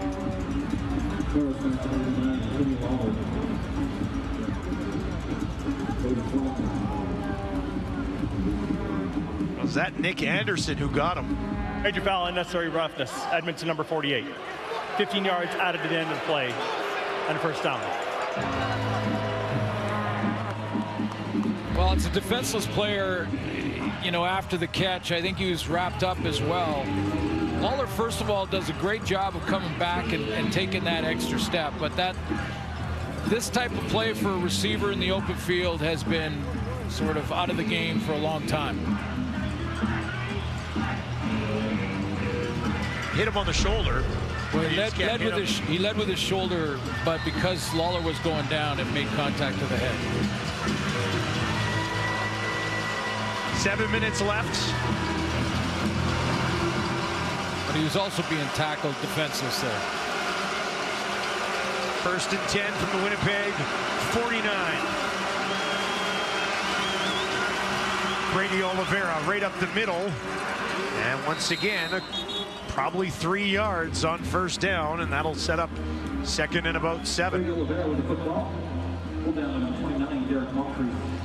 And by the way, just that pre-snap motion I've been mentioning for the Bombers offensively, well, you have to be in shape to do that. Think of all the running that they're doing before the ball is even snapped, and they're going downfield after that. The receiving core and Nick Dembski, he does it probably better than anybody to influence the defense. But you have to be in great shape to run 20 yards before you snap the ball, 30, then come back, catch it, and see what you can do after the fact.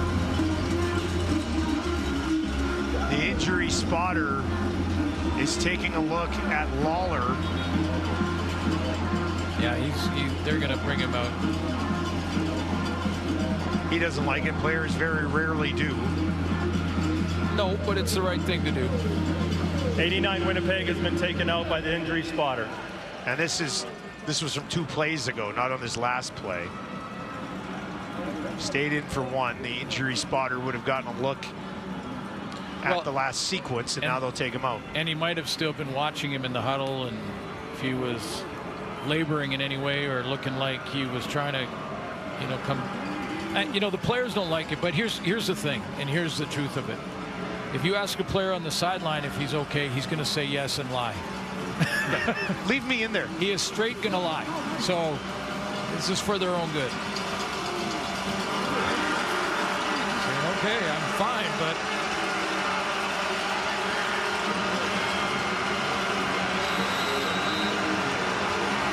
Lawler will watch on from the Winnipeg sideline on a 2nd and 7. Crowded Commonwealth trying to get behind this defense. Dembski will slide in next to Collaros, who wants to throw down the field, has a man just outside the 30 as he gets it into the hands once again of Wheatfall in his return to the lineup. Has a big one late in the 4th quarter. One of the keys playing against Winnipeg is the deepest receivers are often the primary target because they're getting the deepest run in the waggle towards the line of scrimmage. Saw Lawler do it a couple plays ago. This time it's Wheatfield right down on that dig route. Wheatfall coming into the middle. Good protection for Zach Collaros. He's got time to step into that throw and hits him right between the 8s. Winnipeg looking to seal this away. Collaros near side to Dembski. Dembski turns. And he is tackled almost immediately by Jackson and Moncrief.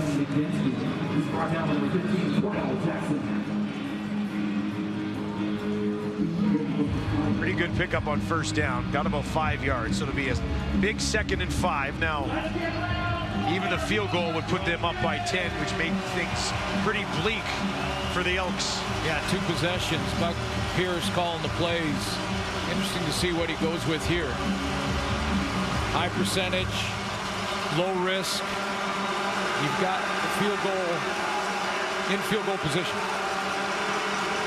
Collaros hangs in the pocket, tries to escape a little jump pass over to Oliveira. Stays on his feet, looking for the 1st down. By both the quarterback and the running back, and Winnipeg keeps this drive alive.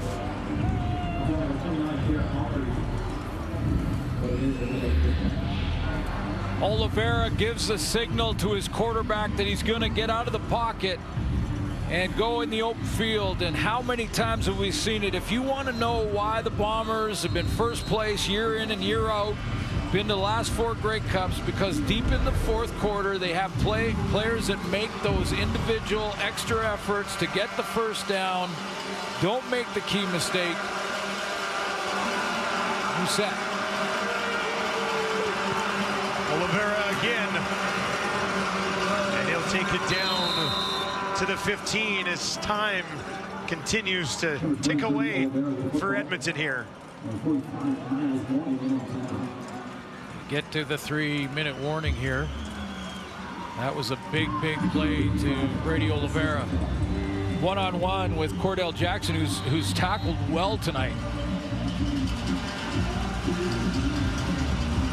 Bombers working towards their 6th consecutive victory and some breathing room at the top of the West.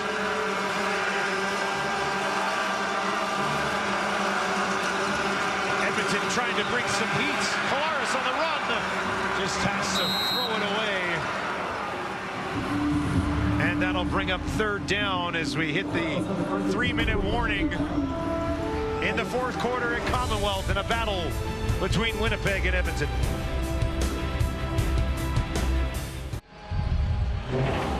Knowing how to win, knowing when that sense of urgency has to be there. Watch Brady Oliveira signal to his quarterback on the key 2nd and 5 play about 2.5 minutes ago to get the 1st down. Now they're going to end up lining up for a field goal. Great straight arm in the open field. If Cordell Jackson makes that tackle, they're kicking the field goal, but they saved 2 minutes on the clock. That 1st down allowed Winnipeg to burn 2 more minutes. They're still lining up field goal, but they've given Edmonton way less time. They're taking it to 2 possessions if he makes it. Castile for a 10-point lead. was a little bit closer than I was expecting, but he got it. Almost an overcorrection. It was the upright, as Castillo is looking at it, that he hit twice. Wow. Got it in there. Let's look ahead to next week. More huge games in the Canadian Football League. A rematch of this one coming up from Winnipeg. Ticats and Lions, the second half of that Friday night football doubleheader. CFL on CTV. Red Blacks in Regina to take on the Riders, and then the Alouettes and the Argos. Big one as well for Toronto. Montreal has clinched a home playoff date earlier today with that win. Excellent Week 17 schedule. Brady Oliveira, 15 carries, 115 yards, and his first touchdown of the season. Collaros has spread the ball around. 4 different receivers have at least 3 catches in this ball game, and Kenny Lawler is not one of them. So he's worked the ball around to Wilson and Wheatfall, who returned, Dembski, Clercius. And Winnipeg finds themselves in a pretty good spot. What a key play that was on 2nd and 5.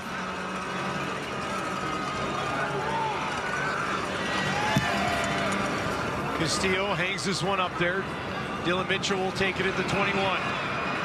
Mitchell picks his way over to the sideline. And Edmonton will get the ball on their own 36. McLeod Bethel Thompson came into the game with about 9 minutes remaining, and it was a quick 2 and out.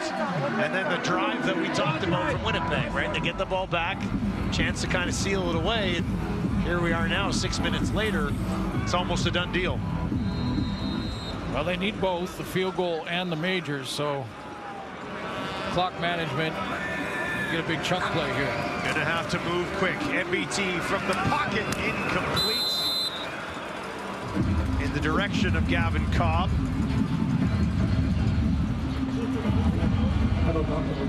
And it'll be 2nd and 10.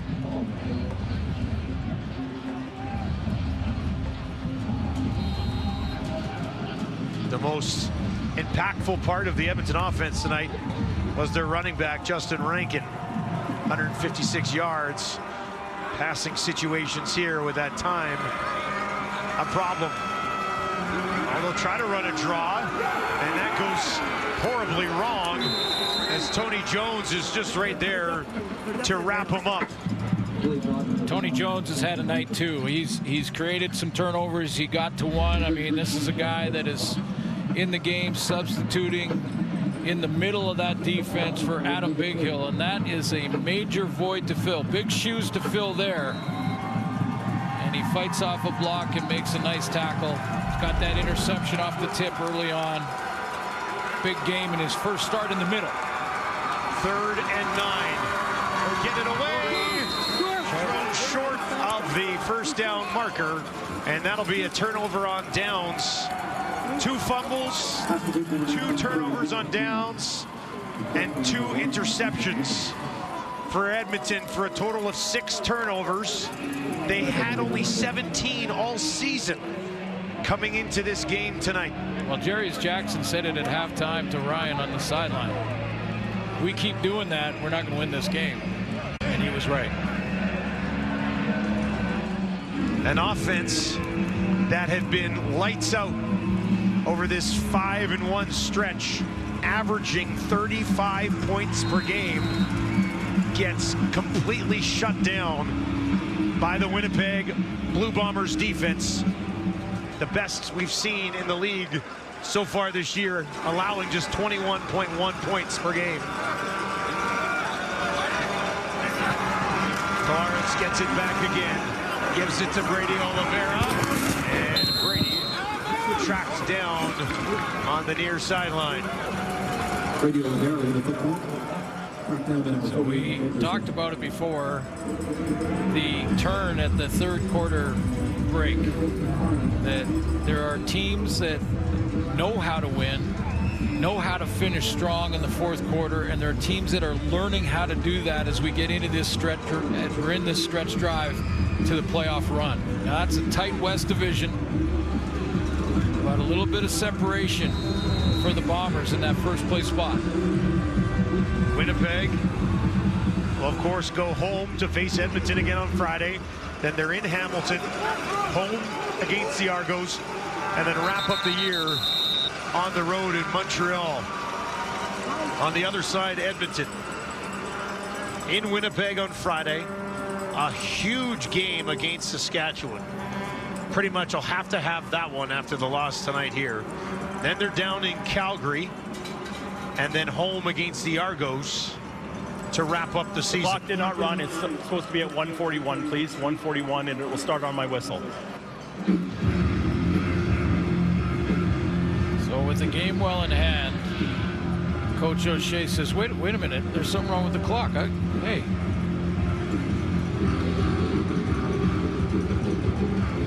He's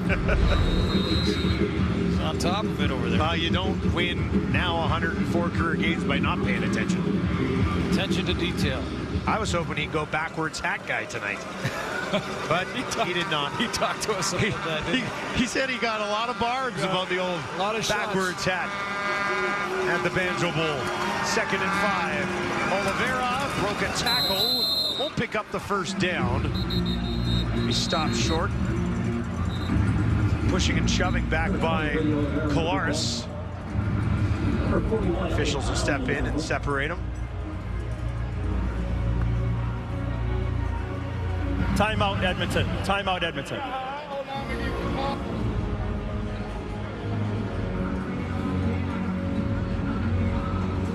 Timeout for Jarius Jackson. The Bombers will improve to 10-0 coming off of buys. Real good coaching staff that, you know, put together a game plan both offensively and defensively. Their defense created 4 turnovers in the first half, and then Buck Pierce made some adjustments in the second, and that adjustment wears number 20. It'll be 11 wins in a row for Winnipeg against Edmonton. Trey Ford goes 10 of 17, 131, a touchdown, 2 interceptions, a fumble, and ends the evening on the bench as MBT has come in and only thrown the ball 3 times for 8 yards. Yeah, it didn't look real good. Interesting to see what Jarius Jackson does going into next week in the rematch. Well, that'll be a conversation. Well, yeah, but I don't think it would change really when you consider that, yeah, it wasn't a great night for Trey Ford, but McLeod Bethel-Thompson had a couple series and Kolaris sees one down the field. There's a flag for pass interference at the 5. It was 3rd down. They left him out there. Kai Gray working against pass Kenny interference, Lawler. Edmonton number 5. Spotted the foul and automatic first down. See, the reason that Mike O'Shea was worried about the time and wanted to get that right is that these 2 teams only play each other twice. And even though you see the jersey grab there, that's the penalty. So points for and against in that series, even though they're at different ends of the West Division.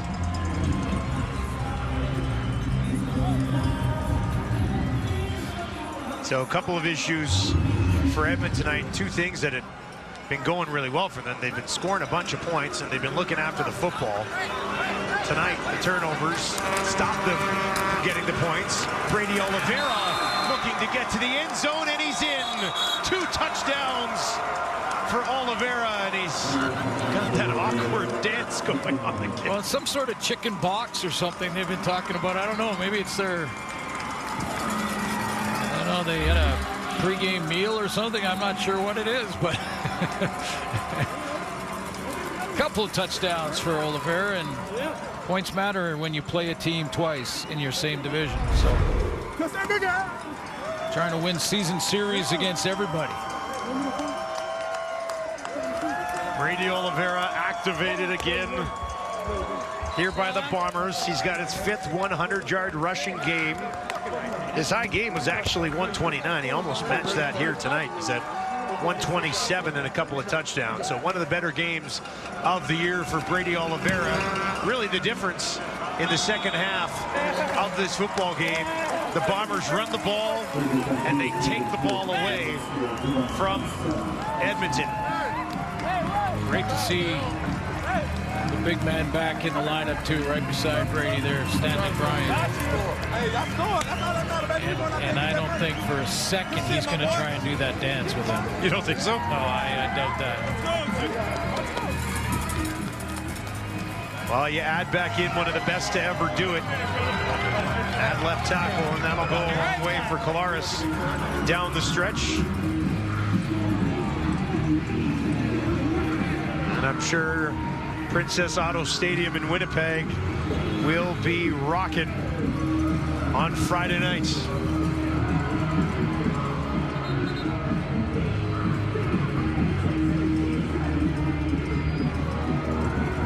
Heading into the fourth quarter, this game was tied at 10. And as we started the fourth quarter, what did we say? A team that knows how to close these ones out versus a team that has not yet figured how to close these ones out. And it stayed true to the script in the fourth quarter.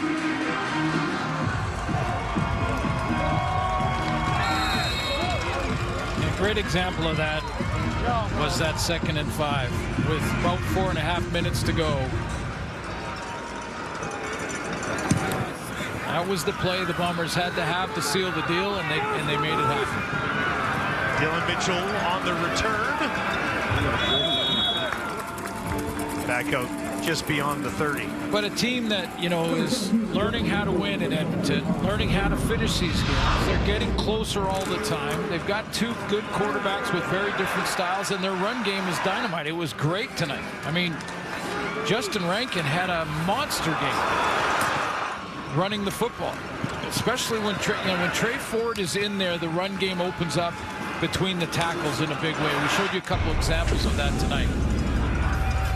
157 yards for him. And I also add that the 4 turnovers created by the Bomber defense in the first half, the Elks defense responded after those turnovers. They did very well. They didn't give up majors. It was 3-0 Winnipeg at halftime. So, you know, their defense is strengthening as the game or the season has gone on. Bob Bethel-Thompson from the pocket, looking for Tevin Jones, defended there by Kelly. That'll bring up 2nd and 10.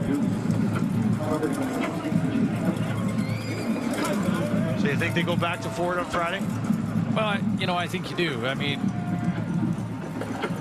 it certainly helps your run game. There's no question about that. And,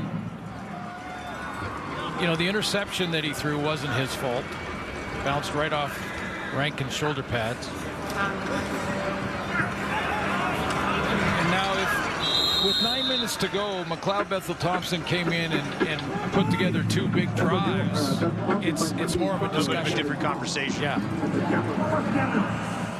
I think if he would have come in and put together a couple big drives, they would be going to him for sure. But it's a question that it'll be very interesting to see if Jarius Jackson answers it tonight.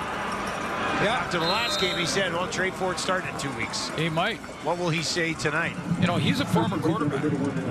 Yeah. So he knows more than anybody that you want to know. You know, don't mess around with the decision. Just make it so that the guy that's going to start the game gets the first team reps from the very beginning of the week of practice.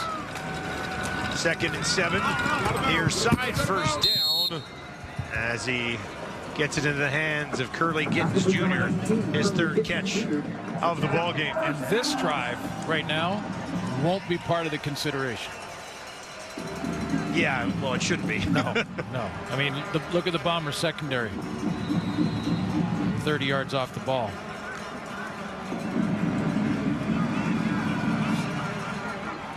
So bragging rights for Tyrell, even though he had a couple that Brother Trey can say, well, what about our flea flicker play? They got him on that one. You got him on that one, but Tyrell will say, yeah, you can say whatever play you want.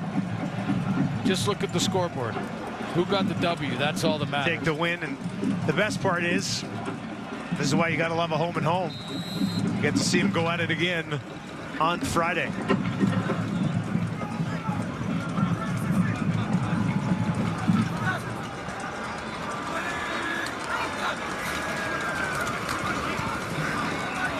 On the run to his right, MBT down the field, and that one falls into no man's land with 10 seconds on the clock.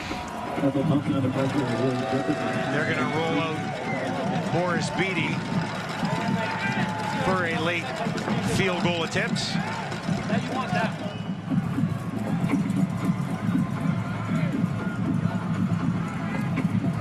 Beatty hit one earlier. So after this, the Elks will have 4 games left, the regular season. How many games again are they behind? Oh, they'll be 3 points back of the Riders. Both coaches are thinking about points for and against in the 2-game series. Beatty puts that one up and through. I don't think we're going to have to worry about a Winnipeg-Edmonton tiebreak. No, that's what I mean. That's what I mean. They're two different ends of the division. So this is just good habits. Blue Bombers fans in attendance will leave this one happy. Field goal is good after the play. 2 misconduct fouls. 1 against 15 yards against Edmonton 84, and against Winnipeg number 6. Those fouls offset. We move to the kickoff. Retta Cramdy, Tevin Jones. Tevin Jones, one of his quieter games since becoming a member of the Elks. Just 3 catches for 24 yards. Gino Lewis, just 2 catches in this game tonight. One of them a 31-yard touchdown.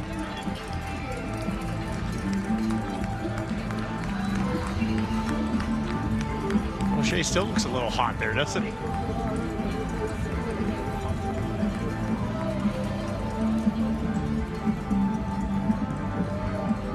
Trey Ford getting the start tonight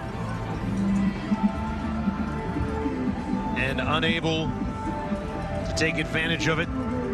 Real good game plan defensively for the Bombers against Ford when they went with 3 down linemen. Kept them wide. Linebackers like adding in Michael Griffin, taking out sort of run-stopping linebackers and adding Michael Griffin to keep him all contained and don't let him escape. He only had really 1 major scramble that we... Well, I just don't think... I don't know why you don't run Trey Ford a little bit more. Yeah. Right? Like designed quarterback runs. Didn't do it tonight, really. Well, I think Jerry's Jackson's answer to that would be on those RPO-type plays where he's riding the ball with the running back. He can't go if he wants. He can take it. He can pull it. If he sees the end crash down on the back, he can pull the ball. So, if they call that 10 times, he has the option to do that. Didn't do it tonight. Beatty. Hammer this down the field. And that'll trickle. Well, it's live. End zone. It's live, but he has to keep it in play. The Bombers had everybody on the line of scrimmage. They didn't have a deep guy, so he kicked it deep, hoping that their cover team could outrun people. But anyway. Blue Bombers 6 in a row now. Edmonton again. Hamilton trying to hang around as well. And the team that has owned the West for almost half a decade seems to be rolling in the right direction right now. Yeah, you got a 6-game win streak going in Winnipeg, and as you mentioned, they are Edmonton, Hamilton, Toronto, Montreal. So they're after their next game, they're dealing with the East. While the rest of the West battles it out against each other. Oh, they don't lose after a bye week. They don't lose against Edmonton. Mike Riley was the last quarterback to beat them in an Edmonton jersey. Was not meant to be for Trey Ford tonight.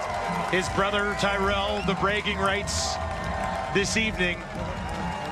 Winnipeg takes over in the fourth quarter. That's really what this game came down to. Yeah, it really did. It was an interesting game with coaching changes, coaching strategies coming out at halftime, making some adjustments. But for the Bombers, they really leaned heavy on their tailback, Brady Oliveira. 6 in a row for Winnipeg. And maybe a bit of a reality check for an Edmonton team that had been playing very well as of late.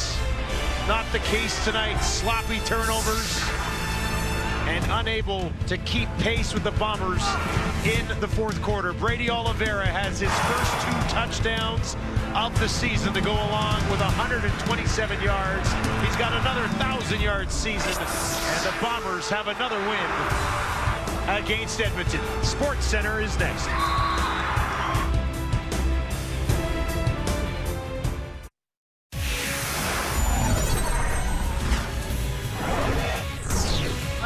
Sports Center, Mark and Glenn with seen in the CFL wrapping up with a game no one will call a Picasso.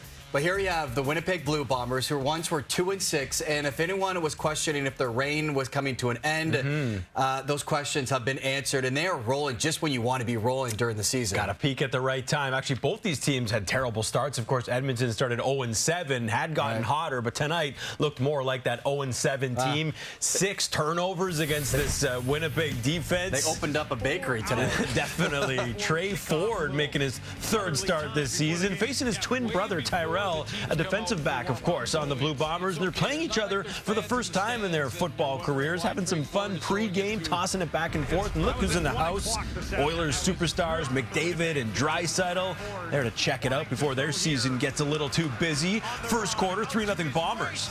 Trey runs to his right, throws on the run, and finds Dylan Mitchell with Tyrell in coverage. Trey getting the better of his brother early on, who smiles after the play. Later in the quarter, still 3-0. Ford's pass to Justin Rankin. This goes off his hands, and Tony Jones comes up with a nice interception. One of 4 Edmonton turnovers in the half, although Winnipeg wasn't able to capitalize there. Still up just 3-0, but early third quarter, Collaros finds Ontario Wilson, who gets in for the score. Winnipeg looking for its 6th straight win here, but Ford and the Elks, they had a response. No work from the shotgun. Rankin again, flea flicker, Ford towards the end zone, Gino Lewis comes back to get it, makes a man miss, touchdown Edmonton, flea flicker finds Gino, and he does the rest. Yes, that's Gino Lewis completing the flea flicker from Ford, also making Tyrell miss before getting into the end zone. It's a 3-point game, now tied at 10 in the fourth. Here's Ford, tries to pass it over the middle. Oh, that was bad. Picked off by Michael Ayers. The Elks' 5th turnover of the game, and Ford, he would be replaced by McLeod Bethel-Thompson on the ensuing drive. 1st and goal for Winnipeg, and Brady Oliveira punches it in for the touchdown, his 1st of the season. Also puts him over 1,000 rushing yards for a 3rd straight year. Gives Winnipeg the 17-10 lead, and they would close it out from there, 27-14 the final. Now, the Bombers have now won 6 in a row, and they extend their win streak against the Elks to 11 games dating back to November of 2018. Despite the loss, the Elks, they've still won 5 of 7 as they fight for a playoff spot. They entered as one of the league's best offenses, led the league in league's rushing yards per game, yards per rush, and rushing touchdowns. The Bombers, though, will look to make it 2 in a row against Edmonton when they get a rematch next Friday night. But to wrap this one up for us, let's go down the hall to Kate and the panel. Alongside Enoch Mwamba, Jim Barker, Milt Stiegel, and remember all that talk at the beginning of the season where we all thought that the Bombers might not have it. They might be a little too old. We take it all back. And this is the great part of the CFL because it can all turn like this. And this is what the Winnipeg team has done. They lost 4 straight to start the season. They are now on a 6-game winning streak. And this game plan, Coach, against the Edmonton Elks, specifically against Trey Ford, it was fantastic from the get-go. They're doing it the Bomber way. They're playing great defense. They're playing physical. physical. You know, they got a lot of turnovers today. Trey Ford threw 2 interceptions and fumbled the ball. They had Jordan Younger had a great scheme against them. I thought it was just, I mean, it was almost genius. They kept him contained in the pocket. He didn't get away on very many runs. He just looked like he couldn't get going. Again, this was the Bombers' winning way that they've learned over the years, why they've been to 4 straight Grey Cups, because they beat the hell out of people this time of the year. And that's exactly what they did. And it's always good to have years of winning to kind of bring back recollection of how much success you've had over the past. And that's what they've been able to do. I was impressed by the linebacking core. Ayers, who got an interception tonight. And Tony Jones, who's a young guy still in the league, but he's been able to step in there, as we saw Adam Bighill, be injured for the rest of the season. And he stepped in, was able to get to Trey Ford in sacks as well as an interception. So they were active on defense. And then offensively, that second half was amazing by Zach Collaros. He played a lot better in the second half than he did in the first half. And in my opinion, focusing on Lawler opens up the whole offense for everybody else, but I'm sure you have a different opinion of that. Well, you know what? Shout out to Jordan Younger, defensive coordinator for the Winnipeg Blue Bombers. He got them boys playing some great balls. Moving. He's scheming up some great designs for those guys. But offensively, it's all about that Brady ball, that BB. Yes, Zach is their guy. He's the quarterback, and he's playing well. He's not playing the way he's played in previous years, but when it's time to make some plays, he makes some plays. But this is what this offense is built around. Brady running the ball, being physical. If you're a DB and you're trying to tackle him, you better ask for some help, because it's not going to happen. And then when he gets in open field, he's quick enough to make those runs, and 2 touchdowns a day. First 2 touchdowns of the season. I know that sounds crazy, but like you mentioned, they had Stradler who was scoring all the touchdowns. Stradler's out now, so Brady's going to get those opportunities. But this is what this team is built around. Physicality, being physical on defense, being physical on offense, not turning the ball over, forcing turnovers. Yes, this team started off 0-4, but right now, they're on the path to go possibly back to their 5th Grey Cup in a row. I mean, back to that top of the West now, and the best part is you have the second half of this home and home in Winnipeg. Coming off this win, can you imagine how loud Princess Auto Stadium is going to be? I mean, this fan base is just rocking at this point. But yeah, I'm with you, Milt. I mean, I think this team, the way it looks, Grey Cup bound, but still a lot of football to be played as we send it back to Sports Center. For some post-game reaction, let's go back to Edmonton. Here's Ryan Rashog with Tyrell Ford. Okay, so bragging rights for at least 5 or 6 days. You had a chat with your brother after the game here tonight. What do you say to each other? I just told them you guys had to hit me with a flea flicker because, you know, they can't get me straight up. But it was a good play. But, again, they asked me yesterday, what does a good game look like? I said a win. We got the win. I'm happy.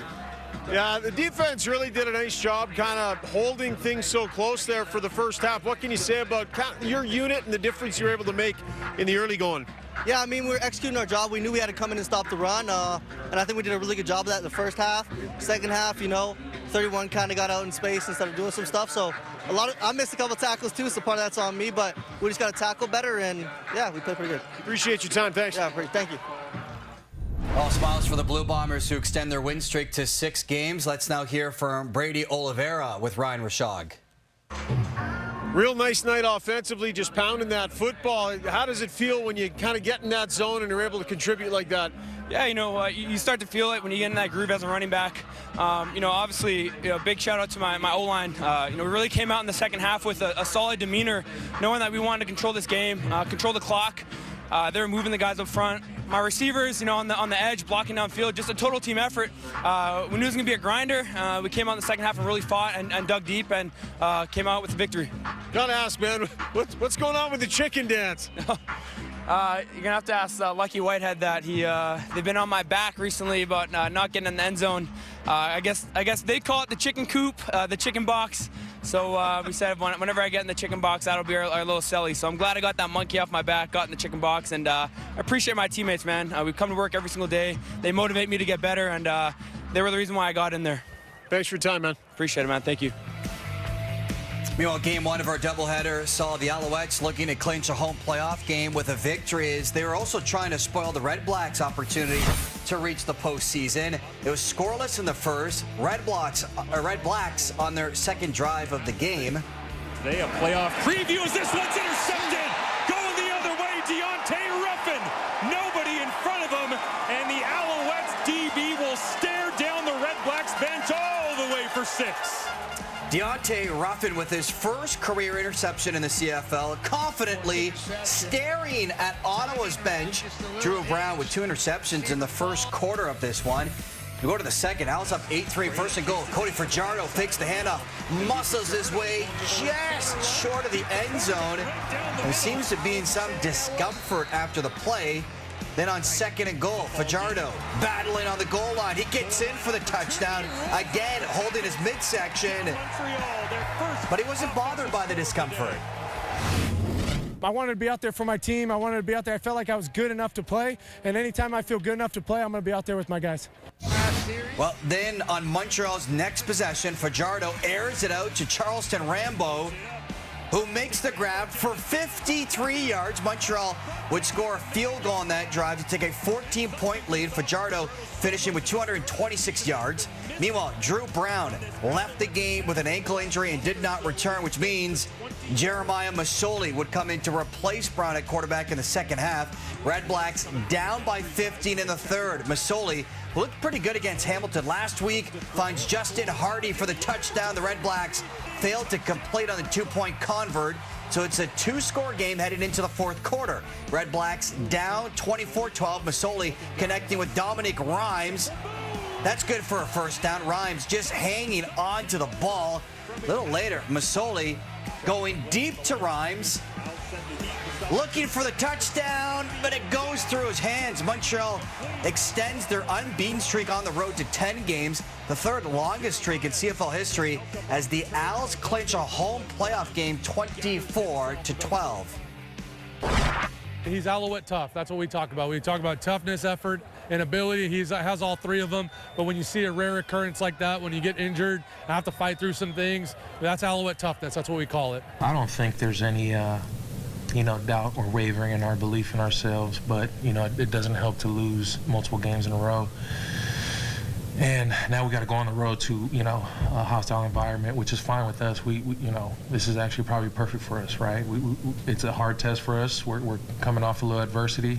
Some guys banged up, and it's time for us to show up or shut up, kind of.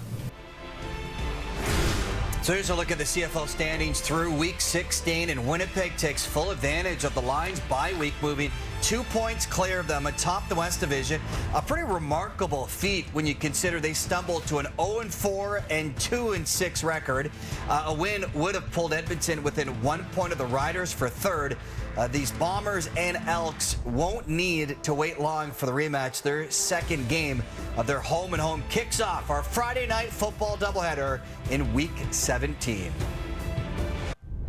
The Elks cooled off tonight by the Bombers. Let's hear from their quarterback, Trey Ford. Not the result that you guys would have wanted, Trey. Maybe just a thought on your night overall, but the team result too. I don't think I played well. I think it was kind of obvious to see. I think the turnovers was a big thing, though. I feel like that's what really, killed us and killed some of our drives, right? We could have put points up. How the game goes, there's turnovers in it. You want to try to limit how many of those you do, and I didn't do a good job of that tonight. How'd you feel getting back into the game? Because it's been a while since you've been actually out on the field. Yeah, I thought it was okay. I mean, obviously, you don't want to sit out for an extended period of time, then come back and not play well. So it was a little unfortunate to play well, but you got to go. Pro football is up and down, so you just got to go with it. I guess the one positive trait was Justin Rankin's play. What was your thought on his play on the ground tonight, having a big game rushing-wise? Yeah, he's a dog. I mean, you hit him the ball, then you just start watching him running around and everything. He's a tough guy to tackle. He's fast. He's powerful. So he can really do it all coming out of the backfield. So I'm really happy for him. He played really well. You didn't get to take off as much this game as normal. What were they doing out there that was kind of limiting you for that? I thought they did a good job. When they did get us in second and long, dropping a lot of droppers, right? Closing passing lanes and stuff like that. But I feel like sometimes I try to keep my eyes down the field a little too long, and then sometimes I was looking to run a little too early. So it's kind of a combination of both. Good to get out of the crap right away, I guess, with these guys. Yeah. Yeah, no, it's nice to go back and play him. I mean, obviously we'll be going to Winnipeg to play him. A little bit of a hostile environment, but it should be good, and I'm looking forward to it, and hopefully we can get a win. Tyrell said that you needed the flea flicker to beat him tonight. Oh, yeah, he would say something like that, but no, honestly, I was actually looking at the other side of the field and came back late. He did just let his guy go. I don't know what he was doing, but I don't know how many times I went his way today. I think maybe like 2 or 3, and we completed them all, so that's good. But I mean, at the end, he won the battle because they won the game. So It's only 5 days of bragging rights, though. 5 or 6 days. yeah. So yeah, I don't know when's the next game. Saturday again or Friday? Saturday. Saturday. Pretty sure. Yeah, I don't know. One of the two. One of the two. It's next week. It's next week. So for sure. Perfect. Appreciate you guys. Thank you. All right, let's hear from his head coach, Jarius Jackson, who's new on SC. Safe to say, I mean, turnovers are just kind of the story tonight here. Oh, you're not going to win many football games if you turn the football over 6 times. I mean, we had 2 interceptions, 2 fumbles, and 2 turnovers on down. So when that happens, everything else is pretty even, I think, except for the penalties. We had 6 for 93. I want to say they had 6 for 40-something. But if you look at everything else as far as the passing yardage, the rushes, what have you, besides the score and the turnovers. And again, when you turn the ball over 6 times, winning the game is far from achievable. Game was still reasonably close when you made the switch at quarterback there. Just take us through your thought process. Well, I talked to Trey at half, and, we started very slow offensively in the first half, and we had 4 turnovers in the first half. So, he was fortunate enough that I even, stayed with him long enough as far as to even give him an opportunity in the second half. He came out, he did a good job, so we stuck with him. But, that turnover that we had when we clearly had momentum in the game, it's a tie ball game. We're driving down to hopefully get some type of points, whether it be field goal or touchdown, and then we turn the ball over again. I mean, that just can't happen. Given the short week here, got to ask, you know what you'll do next week? Right. Not right now. I don't want to make a knee-jerk reaction or a knee-jerk decision. So I'm going to wait till tomorrow, or tonight, and watch the film, and then I'll figure it out sometime this week. Tell us a little bit about your defense. You talked about those turnovers, but the defense, we're holding them to not many points until we got into the fourth quarter. Exactly right. And then you think about it, they get 6 more possessions than they should have gotten, right? And the defense still stood on their heads as long as they could. But, when you're standing out there and you're having to battle offense the way that they have, and they can be bruisers, then that can be taxing on the body, right? It's the same blueprint that we try to use at times, right? So, my hat goes off to Coach Shives and the defense, and how they were able to hold them to 27 points. What about Winnipeg's defense? What were they doing that was kind of holding the offense back? Well, I think they just had a lot of guys in the secondary when Trey was there. They went more dime personnel, put more DBs back there, tried to confuse him and just tried to mix up the coverages and looks. I think JY did an excellent job at that. And then, they tried to stop us on first down. We were able to get, some decent yardage here and there. But when they would get us to the second and longs, I think that's when they would try to confuse Trey back there in the secondary. Give us a comment about Justin Rankin and your running game in general, which did have some success. Can't say enough about Rank. I mean, he's earned the opportunity to be in there. I think he's averaging like 7 yards a carry or something like that. I mean, you see what he was able to do tonight with the few carries that he's had. So, after KB fumbled that last ball, I mean, I just couldn't watch it anymore, and not when we've got another guy that's more than capable in the building. And any status update on Javon Leake then? Not right now. I mean, he's here. He's back now. He's in the building. He was here today. So, I'll get his assessment tonight or tomorrow. Perfect. Awesome. Yeah. The Elks have now lost 11 straight games to the Blue Bombers going back to 2018. Let's hear from running back Justin Rankin, new on SC. Big game for you in the end. Tell us a little bit about running against the Winnipeg Blue Bombers. I mean, it's a blessing to be able to go out there and play against guys that, do this professionally as well. Like, that's a good team. That's a great football team out there. So to be able to scoot up, I got you. My bad. I got you. My bad. But to be able to go out there and, play against them and elevate our game and their game, I mean, that's a true blessing on any given day. So at the end of the day, we just got to minimize mistakes next week and come back as a better team. What does it mean again to have Coach Jackson's trust, to have a big game and prove it again tonight with your game tonight again, Justin? Yeah, I mean, he challenges week in and week out, to when stuff hits the fan, when the crap hit the fan, we can't hesitate. Today, I think we hesitated a little more than we normally do. So, he challenged us next week to come back better. Don't overlook them and, come back and play hard. That's what we're going to do.